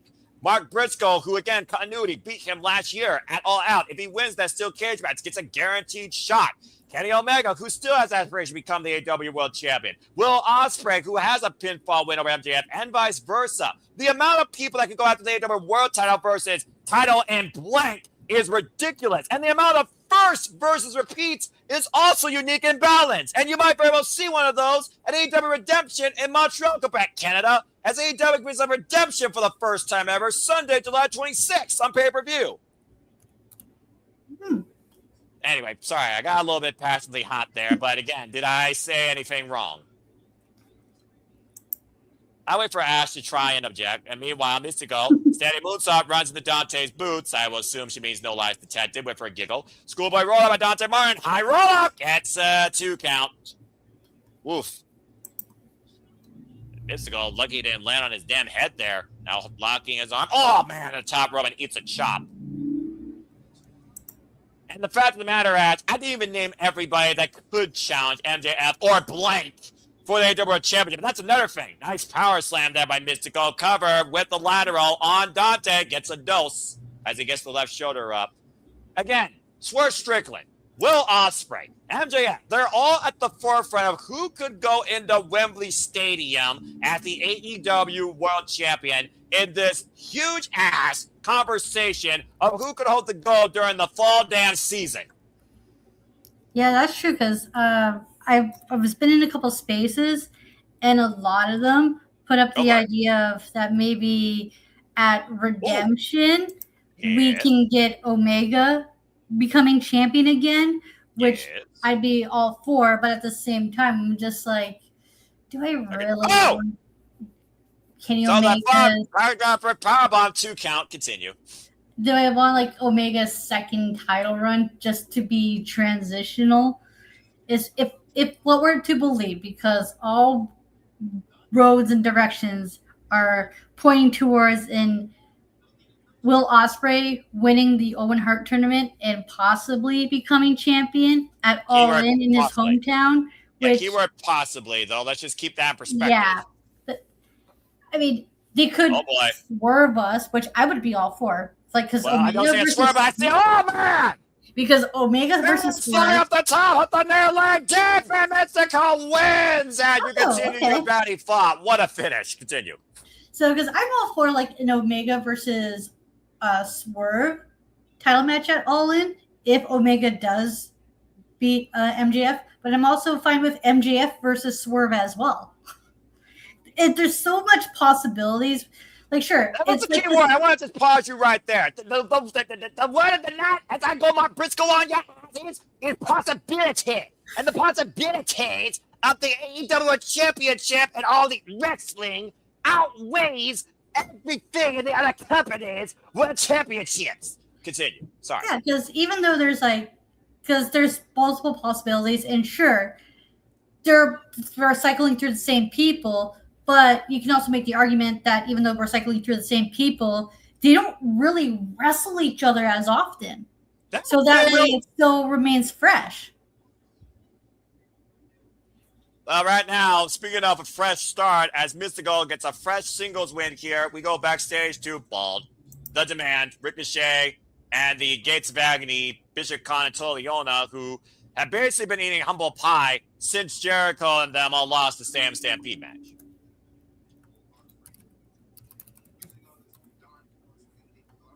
Apparently, he said his side's agnostic to Keshka's AEW International Championship, by the way. And apparently, he wants to meet him one-on-one and claims that if they were to meet, he would take the title from him.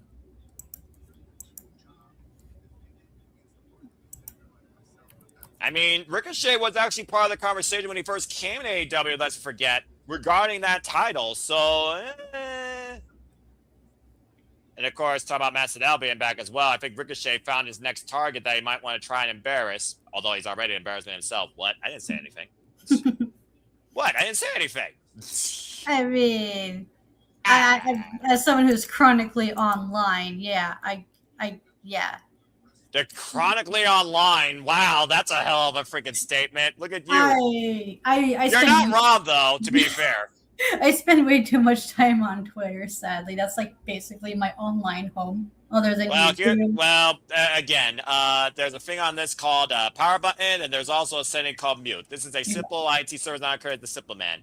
Thank you. Coming up next, we see a Bastard in action. Pac will be in action next on Collision. As we continue forward here, and we got a commercial break. Fuck television. Overall, it's been fun, but yes, Ash, take a look at this and then your thoughts towards this triple threat. Ooh, here we got. Oh my God! Wait, is that CMLL, AEW, and New Japan? What? Oh my God! It's like it's a proper Forbidden Door match. Finally, all three represented. Well, we already talked about like 2 goddamn weeks. Well, all right. Tell us how you really feel right now. I mean, tis jokes, obviously. I mean, again, though, and also as we heard, as we get ready for Pac, again, Shota Umino, the new IWGP Global Champion, defending Andrade El Idolo, and just Drew Maloney coming up short. He will defend only his honor and New Japan's lion mark and honor after Gabe Kidd spit on everything that New Japan presented in front of Hiroshi Tanahashi, El Presidente. Not to mention, of course, the Bastard Pac kind of also fallen in love with the excommunication of him from the Death Riders. He now defends the IWGP Global Championship against the Bastard. Let's not forget, Pac was the inaugural AEW All-Atlantic, which then turned into AEW International Champion. And, of course, former Open the Dragon Gate champion. Pac is a legit threat to this title. If Andrade can take it from Yota Tsuji and real Latino man, I would not rule Pac out and surprising us here, especially if you, like, to your point, does Gabe Kidd care about taking the title for Shota Umino, or does he care about sticking it to New Japan? Because that's what Gabe Kidd sounds like right now. It's Death Riders versus the world, not Gabe Kidd and AEW versus New Japan or the world. The Death Riders is its own little bubble in this wrestling business of a 0 fucks, 0 days off work ethic. Yeah. Period. I mean, Shota Umino just recently won the title, so I don't see him losing it, because that's... Oh boy, but I have some choice words about that shit. When did Andrade beat Yota Tsuji for the IWGP Global Championship? Just saying, Dontaku, May, we're in June. It was literally about a month. He lost the championship. Yeah, but at least Andrade was there. He was there to hype up the match. He did the tours. Pac, okay, what I'm saying is Andrade earned it. Pac has done nothing to do with it, but other than you have title, I challenge you. Do you accept Umino being fighting champion? Yes, I accept. Fair enough. I'll give you that. All right. That's a fair point. You got me there.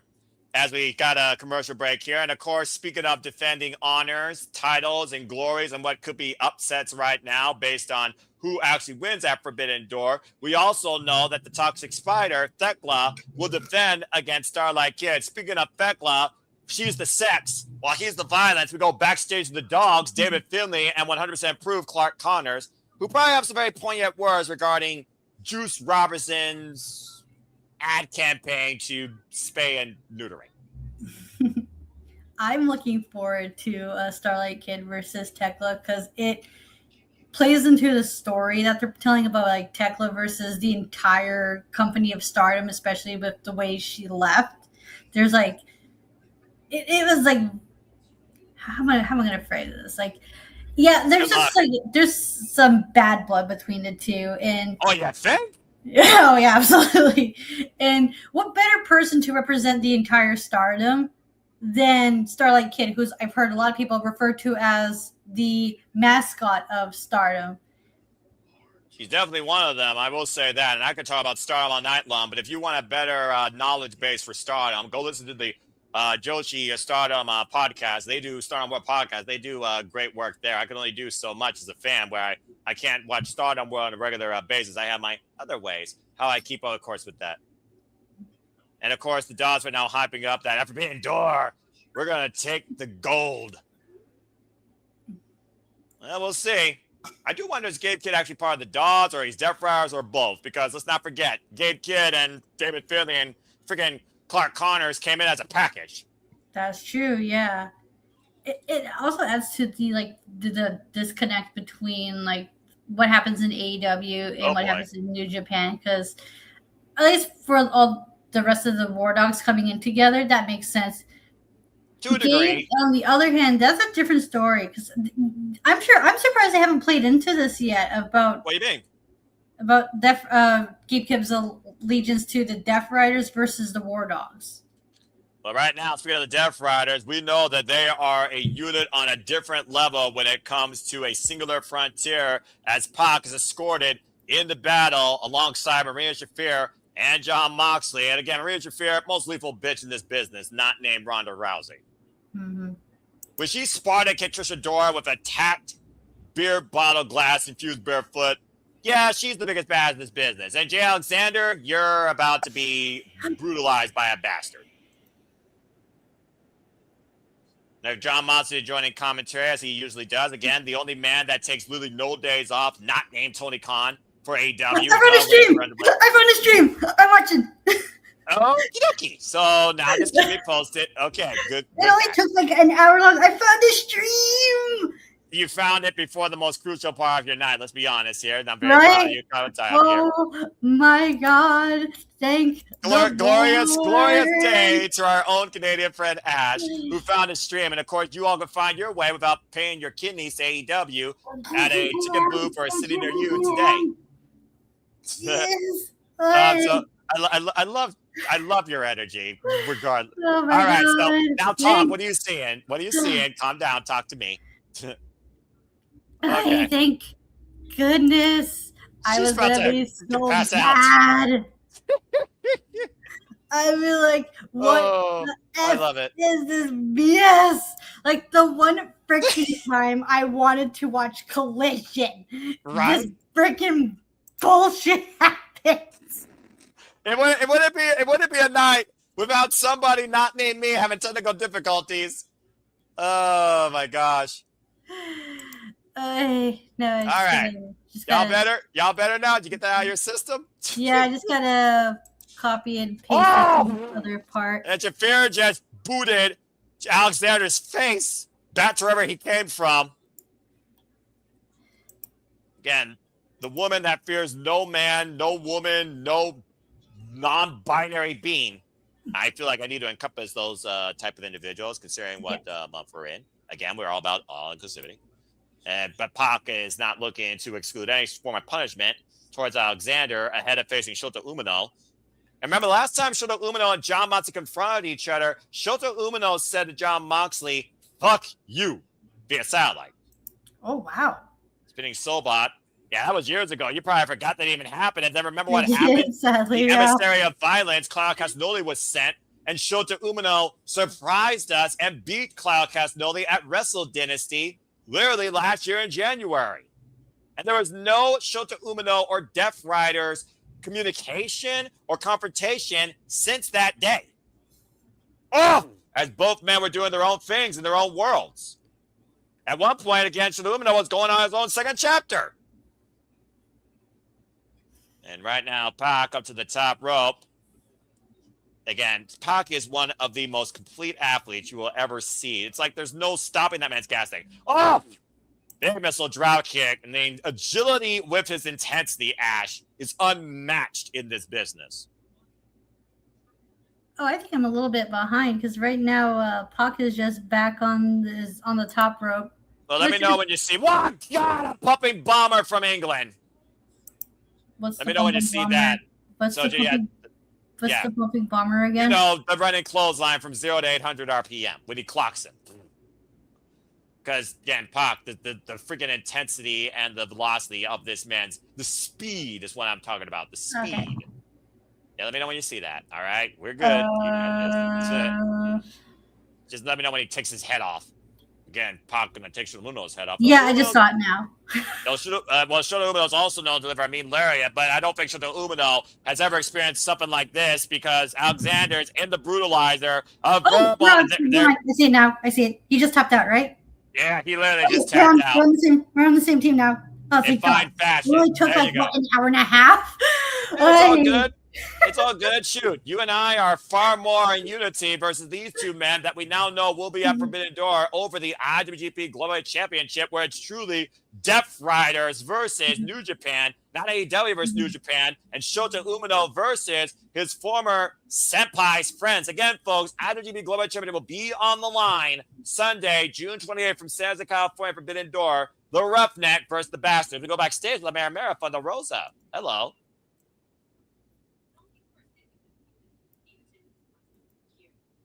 Of course, you've been in Mexico.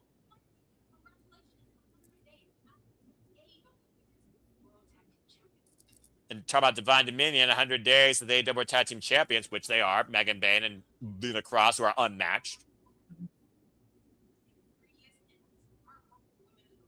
Yeah, Thunder Rosa's had a fair share of incredible partners. Challenge.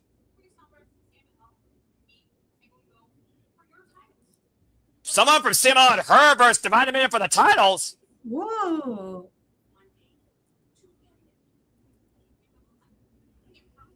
Ooh. You have not seen someone like this coming out of the tunnel. Because I don't knock on doors, she kicks them down. Oh, how about that? A little challenge going out there for the AEW Women's World Tag Team Champions, Divine Dominion, on behalf of the Mera Thunder Rosa, with CMLL involved in their equation. Now, who could Thunder Rosa bring towards them that they haven't confronted? That's a good And question. where?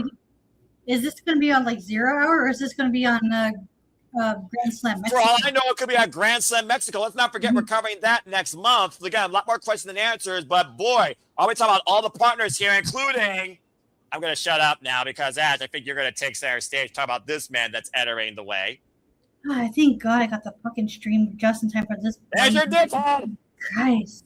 The Trump man and former IWGP World Heavyweight Champion, as we change gears now, Adam Priest going one-on-one with the two-time IWGP World Heavyweight Champion, Zack Sabre Jr.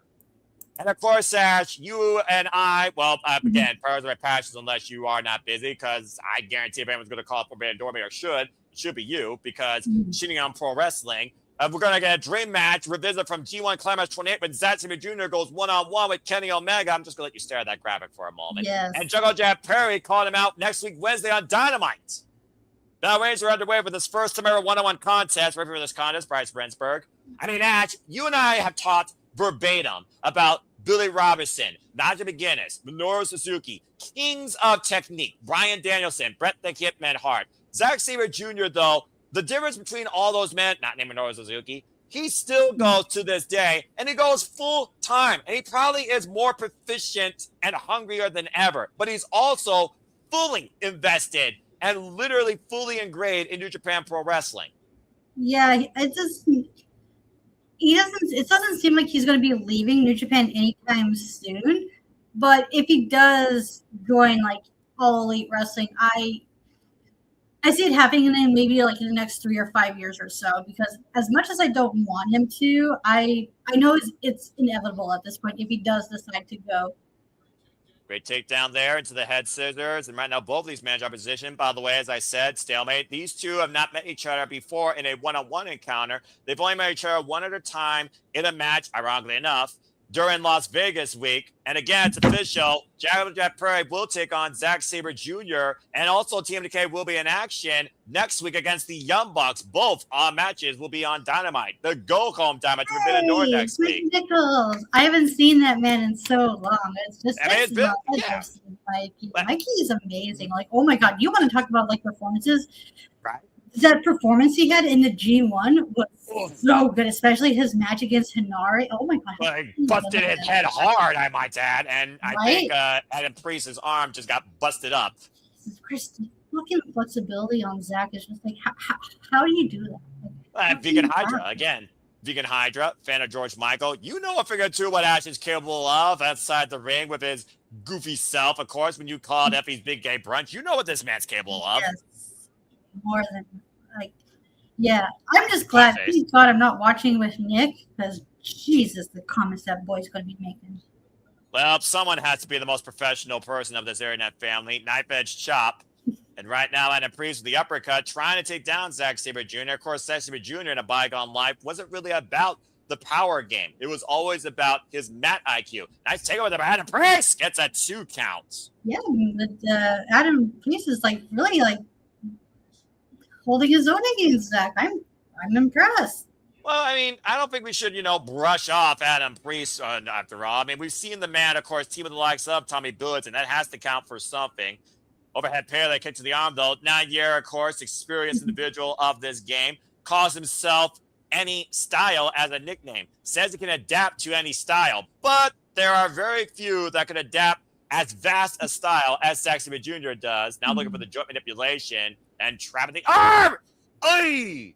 Down and stomping on the point of the elbow. And that will literally rip that arm out of its socket. Yeah, that's what took out Goto that one day. I think I forget what pay-per-view it was, but oh my god, it was gnarly. Actually, it wasn't even a pay-per-view. It was like a special event. Yeah, I think you're talking about Tanahashi Jam, where Zack Sabre Jr. went into full dickhead mode to beat Hiroki Goto to the point he injured the man and took back the IWGP Heavyweight Championship, and of course went into last year's G1 as the champion. And of course, you all can stay tuned for more G1 Climax Talk with me and Ash do Barry Bracket Breakdown exclusively at Barry for Wrestling and the Simple Man's Brand YouTube channels. And we will be covering the opening day of G1 Climax as well. And of course, Zack Sabre Jr. will be in the G1. Now the draping armbar across the top rope. Shizu Minoru Suzuki. Let's not forget, this man was brought into New Japan through Rev Pro, part of Suzuki-gun underneath the King of Pancrase. Right. As this technical classic continues on Collision. Fuck television. Zack and Suzuki were such a good tag team. Like they were former Rev Pro British Tag Team Champions. Yeah, I was about to say they were like so dominant as a tag team in Rev Pro. Like they were like seemingly unstoppable. And then Ishii came in, my boy. Yes. Kind of pissed off at Okada and freaking Puroto Okada taking him out, but you can't keep the Stone Pitbull down for long. And if anyone should know that, it should be freaking Kazuchika Okada. I'm just saying. Because Okada and Ishii were part of the same faction in Chaos. That is correct. And a whole different form of chaos is going to be unleashed for sure in that 12-man steel cage match, where again, if Team Mark Briscoe wins, he will get a guaranteed shot at MJF's Triple B, the AEW World Championship. And there is your teams right there. Again, folks, it's a 12-man steel cage match. Team MJF and the entirety of the Don Callis family he invested in versus Team Mark Briscoe. Conglomeration, AEW Trios champions, Darby Allin, and the Alpha, Konosuke Takeshita. That and so much more at Forbidden Door. So much family drama between the Don Callis family. Oh, and it goes even deeper than that, Ash. In Mexico, just in a recent tag match, Konosuke wanted nothing to do with his tag partner, Hechicero.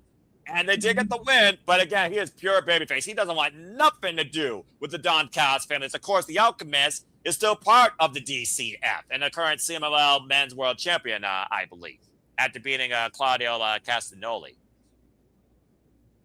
And of course, Zack Sabre Jr., as we talked about again, we talked about Kenny Omega, best bout machine. Zack Sabre Jr., the best technical wrestler on the planet, deemed by Bryan Danielson himself, who he beat in Osaka, lest you forget, been involved in this business now for 22 years. And is damn near 40 years old. Yeah. So, again, folks, you can stay tuned for this and so much more, all happening at the Forbidden Door. And again, we will be covering it here at the Cyberlab Studios 1 week from Sunday, 1 week from tomorrow. That is Sunday, June 28th, exclusively on pay-per-view from the San Jose, California area. Tickets are still available now if you want to see an incredible interpromotional show of professional wrestling, damn it. Buy into the Forbidden Door today or stay tuned for our coverage here at the Simply Reliable Studios. I mean, again, Ash, you talked about it before. Matches involving each different promotion, not necessarily focus on interpromotional stuff itself. CMLL, NJPW, AEW, AEW New Japan, AEW Stardom, which has been very prolific, especially when Fekla this morning went to Japan and attacked the Stardom president again at conversion. She attacked Toru Okada. And of course, New Japan versus AEW, Death Riders versus the Roughneck, and of course, both finals of our own. Still to come tonight, our main event, of course, Athena versus Maya Rose return to this match. Good Lord. And Adam Priest just wiped out Zack Sabre Jr. and vice versa as both men are down. What a collision. How fitting. Yeah, I realized what I did. And again, folks, you can do all the puns you want using hashtag AEW Collision and let people know what we do here at SR Studios. Be part of the conversation and follow us today and continue to be along with us for all the following action. And again, subscribe today to Bad for Wrestling. Don't be a dickhead. So I see Jerichp back up to his feet. And Priest, though, attacking the leg and the chop and a modified uppercut chop block. Good grief. He's not giving Zack any breaks here, Ash. I don't think I've seen Adam Priest singles match. This is my first impression of him, and I'm liking what I'm seeing. So far, right now, he's tagging it to Zack Sabre, spiking it with that DDT. Yeah, like The really. cover here with the new leg, Brad Platson gets a 2 count. Woo! And again, we got so much more specials. Beach Break, Brawl at the Ballpark, Grand Slam Mexico, all ahead here in AEW, and we'll be covering it all, folks. So stay tuned. Now, Zack Sabre Jr. clutching his neck. And now Adam Priest torquing the ankle of Zack Sabre Jr. Priest attacking the lower back, grounding the front man, TMDK, and driving that knee into the canvas. Shades of Serena Deeb in that Serenity lock, but there's no Serenity there. It's really impressive, again, to your point, Ash, how scientific Adam Priest is approaching this match. You can say he can wrestle Lucha Libre, say he can wrestle Technical, say he can brawl. That's the reason why he calls him any style. But Zack Sabre Jr., though, trapping the arm. Uh-oh. Oh, no. Ah! And once again, targeting that arm, this time into a hammerlock twist with his legs. Also doing some damage to his kneecap as well. Well, I'm about to say, he's torquing his own muscles in his patella. You see the way that Zack Sabre Jr. was just filling out the kneecap there, but you see the way Adam Priest right now. Referee, of course, checking on him. And again, if you have not seen Kenny Omega and Zack Sabre Jr., they've only gone one-on-one one other time in their respective careers, all the way back in G1 Climax 28. Again, the best bout machine versus the frontman of TMDK, the best of the rest of the planet at Forbidden Door. If you want to see that G1, their G1 match, just go to my Twitter account, my Twitter profile, Shadow Bad Ash, and search up Omega versus Zack Sabre Jr. G1 2010 and click on the link. Look at you with That's the 2018, sorry. No, I mean, it's oh, man. Again, dropping it down. This is a hell of a match here, man. Big PK. And of course, we've seen Zack Sabre before in high-profile singles matches in AEW. Kyle O'Reilly, of course, and Bryan Danielson. First two that come to mind for me. And now you see Adam Priest. Can he trap with that leg, though, with that bad arm? You see the way Zack Sabre Jr. is kicking up against that shoulder. Again, Adam Priest, though, relentless on the assault, though, going back to the reverse single leg crab, trying to turn Zack Sabre Jr. over. And Zack turns him around, traps the right arm, and looks to hyperextend the left arm here. Possible Umaplata of sorts here. And oh my gosh, that arm straight out vertical. And that was it immediately, Ash.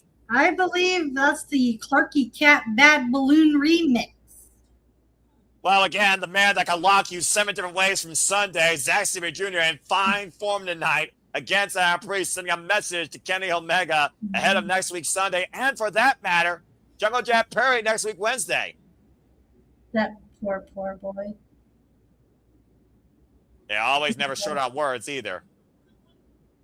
A great win heading into Forbidden Door week, and I cannot wait for the kickoff, Ash. This is one of the many matches I'm looking forward to. But I always look forward to these two on my screen. All hail Divine Dominion with words for Thunder Rosa. Which made one even worse. She is colossal. Yes. The Colossal and the Megasis. Deities of professional wrestling.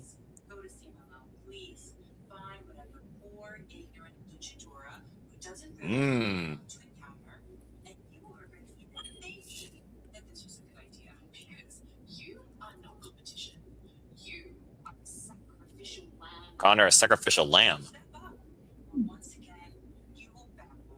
Step up or bow down. Divine Dominion, poignant words for Thunder Rosa and the person that she brings forward to the challenge. Will Divine Dominion humble another team? We'll find out very soon here in All Elite Wrestling as we go to another full commercial break. Fuck television.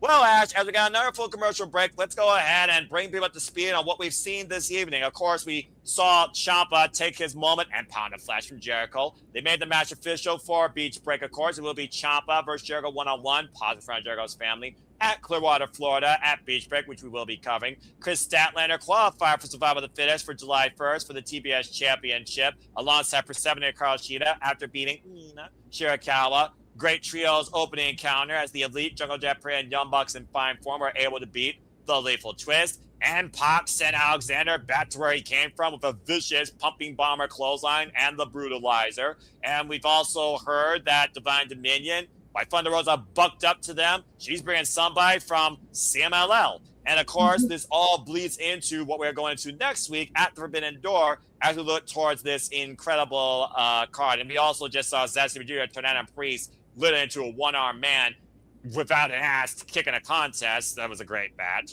And Mistico beat Dante. The Hurt Syndicate are here for business again. This time to hurt people and get paid while doing it. Gold might be the only thing that comes with interest. We got this match made official as Sky Team, Mascot Arata, and Mistico take on the Young Bucks and Unbound Company's New Japan Pro Wrestling, Shigeru Takagi, yes, and Teton in a triple threat freeway tag. Shota Umino will challenge Pac, defending the IWGP Global Championship and his honor and New Japan's honor, being perfectly honest. After assaulting the president again this morning in Japan, Thekla will defend the Women's World Championship against Stardom. Starlight Kid, as Starlight Kid goes through the Forbidden Door for the first time ever and puts the very honor of Stardom on the line as Thekla has declared death to the Wonder World Ring.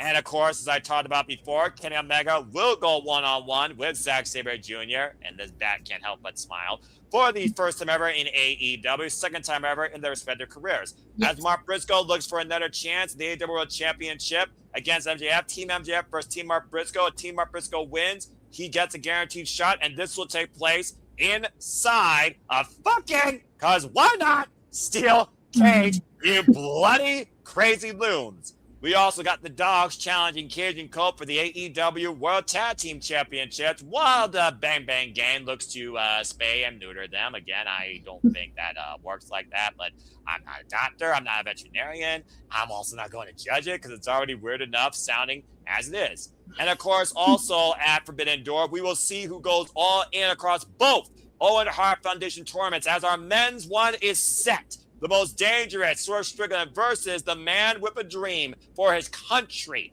looking to elevate himself this year, not on an ascension, but finally a career-long accomplishment. Swerve Strickland goes one-on-one with Will Ospreay, and Jericho backstage right now, bloody, battered, and bruised, might have a painful message for Ciampa here.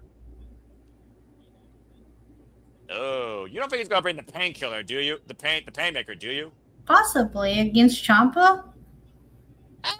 I don't know how wise that is for either man, but being perfectly honest with you, Ash.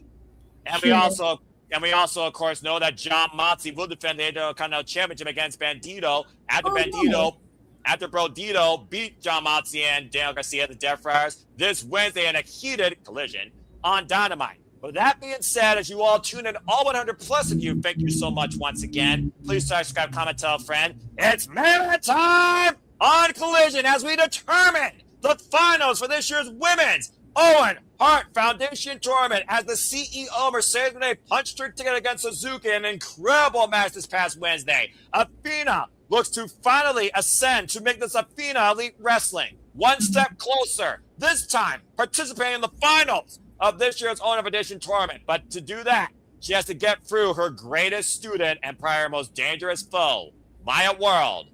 Time for our semifinals, Ash. Here we go. Yeah, Athena has like a lot to prove herself, especially because she got eliminated first round last year. It would be like quite the redemption for her if she makes it to the finals. But 1 year later. Right? And of course, we got student versus mentor here as Lexi Nair gives us the big fight field play-by-play here as you see the Owen Hart Foundation trophy behind her. As we look to see this year who joins the names Lugalama, Mariah May in a bygone life, forever dead, rip.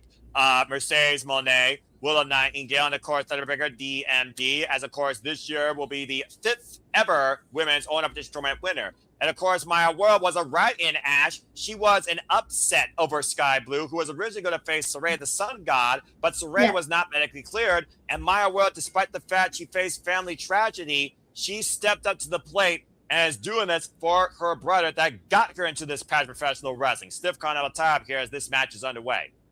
Yeah, the Sky Blue versus Maya World match, that was pretty good. I was really impressed by Maya World. I mentioned like I could see her becoming TBS champion in the near future because she was that damn impressive.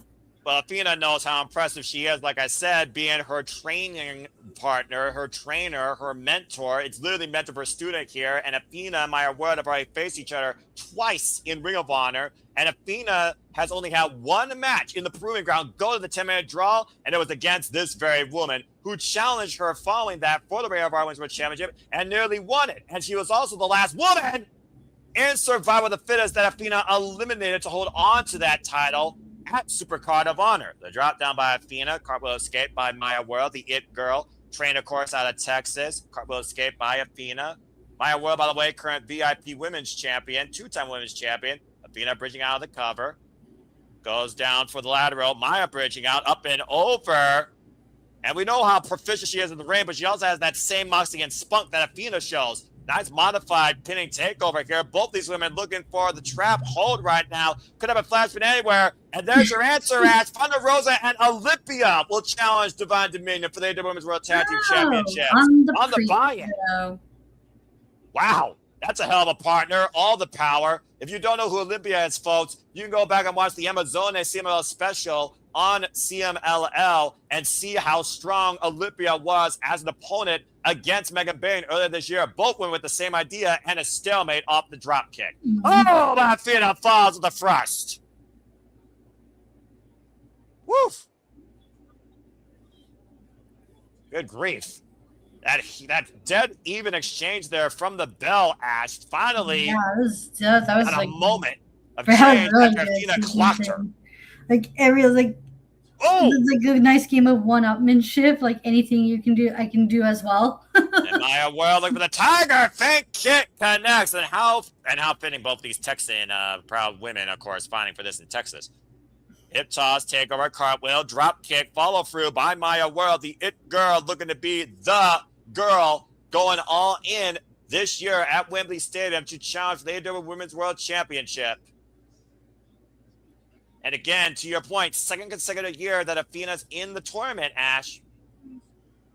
And could this be her year? Last year at Forbidden Door, she challenged Tommaso Storm for the AEW Women's World Championship and lost via submission. Yeah, that was a pretty solid match. I had so much fun watching it. We called it. Oh, man, clocked her with that elbow. I don't think I watched I didn't call Forbidden Door with you guys because I was working that day. I think you did because you called Nigel McGuinness and Zack Sabre Jr. And cannonball off the apron. Well, we'll look back at the archives later. Athena rose through and golly! I remember talking about it during that following shenanigans. That's fair. Well, you're going to talk about the winner after this conversation, but after that lethal face-to-face confrontation with Maya World on those mats, can Maya World be the finalist here tonight? Stay tuned. We got a full commercial break. Fuck television. Damn, that was a hell of a takeover. That clutch takeover that Athena gets to set up people for the Koji clutch. Didn't go for the Koji clutch. Instead, just literally planted her face first on the outside on those mats there to protect the building, not the participants. And Athena, by the way, will literally ascend 1,300 plus days now as the Ring of Honor Women's World Champion after surviving Shuri at Global Wars Cincinnati. Damn, that's quite the long title reign. 37 successful title defenses and over 23 proving grounds prevailed, with only one draw, as I said, to Maya World. It's literally a coin toss with these two. It makes you wonder, like, who do they have for her? Like, who is ready to dethrone Athena and who can? You might want to add interest to that who and say from where, because she's being everybody from every platform across the whole world in Ring of Honor. When it's outside Ring of Honor, though, that's when she falters. Again, Shuri was able to beat her in the New Beginning in the Cerulean Blue, but when it came to Ring of Honor, Athena defended her turf. Nearly lost an arm in the process. But that goes to show the driven determination of Athena still being the forever minion overlord and Ring of Honor Women's World Champion. And now she wants to turn all Elite Wrestling into her domain. Athena Elite Wrestling. But the only way she could do that is if she wins the AEW Women's World Championship, an accolade that has eluded even Mercedes Moné. Yeah, it's true, because Mercedes has yet to become AEW Women's Champion because she's already been TBS champion, and there's only one level up from there, and that's the Women's World title. And she tried that at the expense of Kris Statlander even last year. In fact, she had 2 chances last year for that title, and she lost both. Yeah, and this might be the Owen Hart tournament is her last opportunity, and coincidentally enough, the Owen Hart Women's trophy belt is her last title she has because she doesn't have any more titles. It's almost like she came back with a humbler version of her theme, but not a humbler version of herself, as she has rampaged her way to the finals through Alex Windsor and Azuki. They were not easy nights at the office, though, but she still was able to prevail, tapping out Azuki and trapping Alex Windsor. And Athena, of course, she punched her ticket here into the semifinals after, of course, beating Mina Shirakawa once again, which we saw at Double or Nothing. Now ascending up to the ropes as Maya World meets Athena and Kind. Again, we took our last commercial break here, folks. We will stay in this match as long as it takes to get a winner to a finalist here on Collision between Athena and Maya World. Nasty superplex. Now Maya World on the move, runs in with the uppercut. Of course, Maya World and High End both became all elite together as a tag team and have taken every opportunity they could. Cover, hook on the far leg. It's a 2 count. And High End, of course, was successful, was a great outing against a former friend in Marvelous Wrestling. And, of course, Rhea Mara. Nice head scissors takeover there by Maya World. Athena might be out on her feet. Victory roll, Maya World. Wrestling double stomp. Not sure if she got all of it, though, Ash. Mm-hmm. But so far, Maya World's keeping the momentum going. This is good for her. Yeah, she's like giving Athena no breathing room at all. Off the second rope, beautiful moonsault. Cover is enough. Hook the leg. And a 2 count, says referee Mike Posey. That was a high-end landing on the superplex. Wasn't able to actually grab the leg in the process until late in the cover.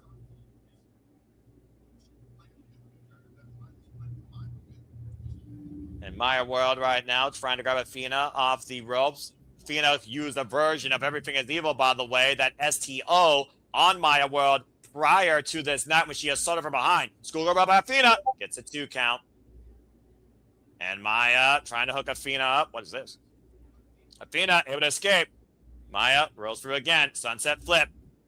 Athena, though, able to forward fall through. Cover 2. Hoisting up Maya. Powerbomb set out. Cover. Rid of this kick out. Oof. A weak kick out, but still a kick out nonetheless, Ash. Yeah, like she's good. Yeah, Maya's like giving it her all here.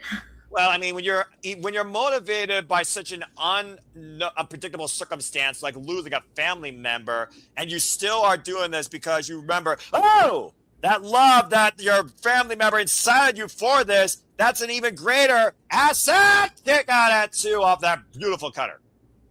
Yeah, that was like out of nowhere too. I mean, you figure about it again, Sky Blue was not prepared to take on Maya World that night. She might have underestimated her, and Maya World busted everybody's brackets. Where maybe about Sky Blue would be in this conversation still, or this situation. In fact, they even said that she hoped that Sky Blue would be the one. Oh, Widow's Peak, curb stop. Now trapping the shoulders, modified roll-up. Maya able to escape.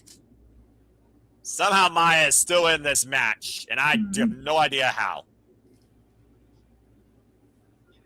The It Girl looking to become that girl, and I'm not talking about the 1960s sitcom from your local TV screens, folks.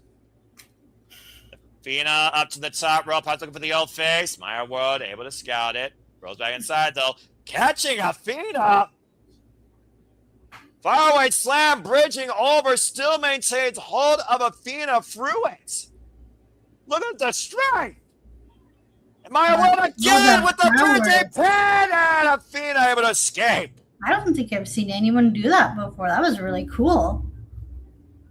And Maya literally grabbing Athena, follow through off the fallaway slam, never let go of her body, and still went for the pin. Strong pin, by the way. Great modified pin combination. That was wicked how she was able to maintain control like that.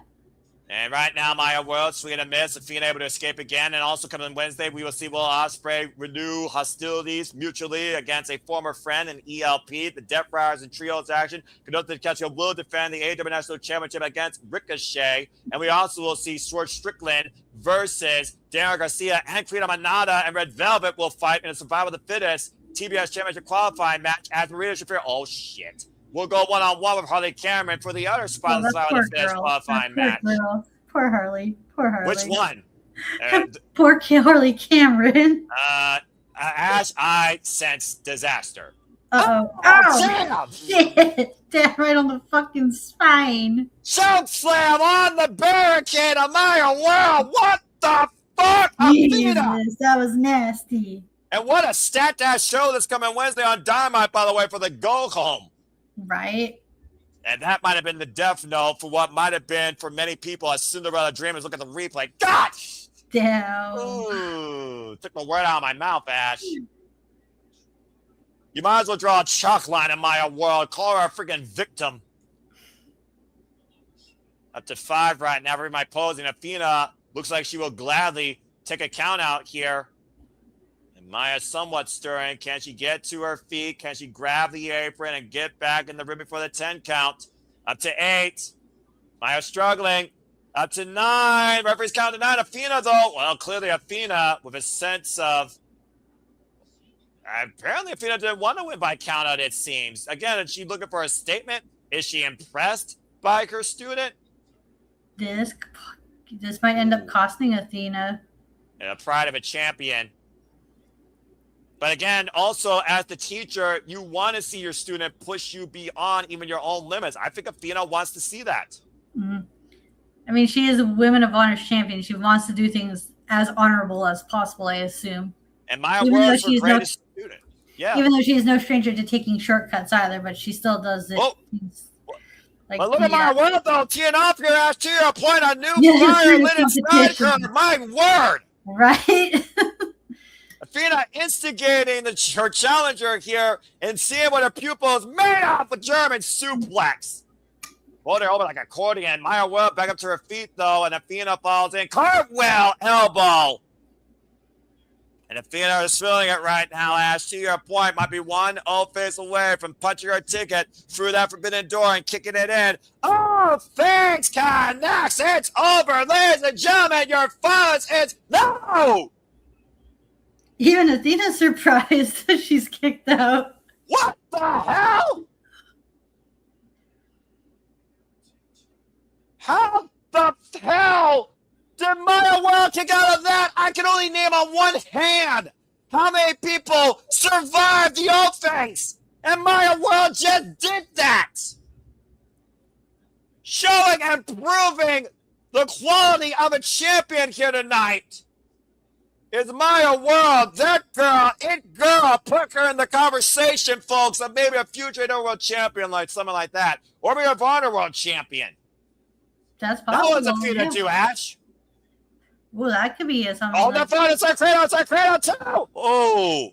I was about to say, if Maya World does beat Athena, does that earn her a possible Women of Honor championship match? But you gotta consider the pride of Athena. If she loses tonight, she's not gonna be able to look herself in the mirror. And Athena right now squaring up against Maya World. Might be looking for the kill shot here. That fist clenched. Maya tucked underneath. Roll up. Trap. Fatal pin two. Maya World did it! Maya World did it! Maya World did it! I don't believe it! The biggest upset we've ever seen! Even she can't believe it either. If Maya herself can't believe it either.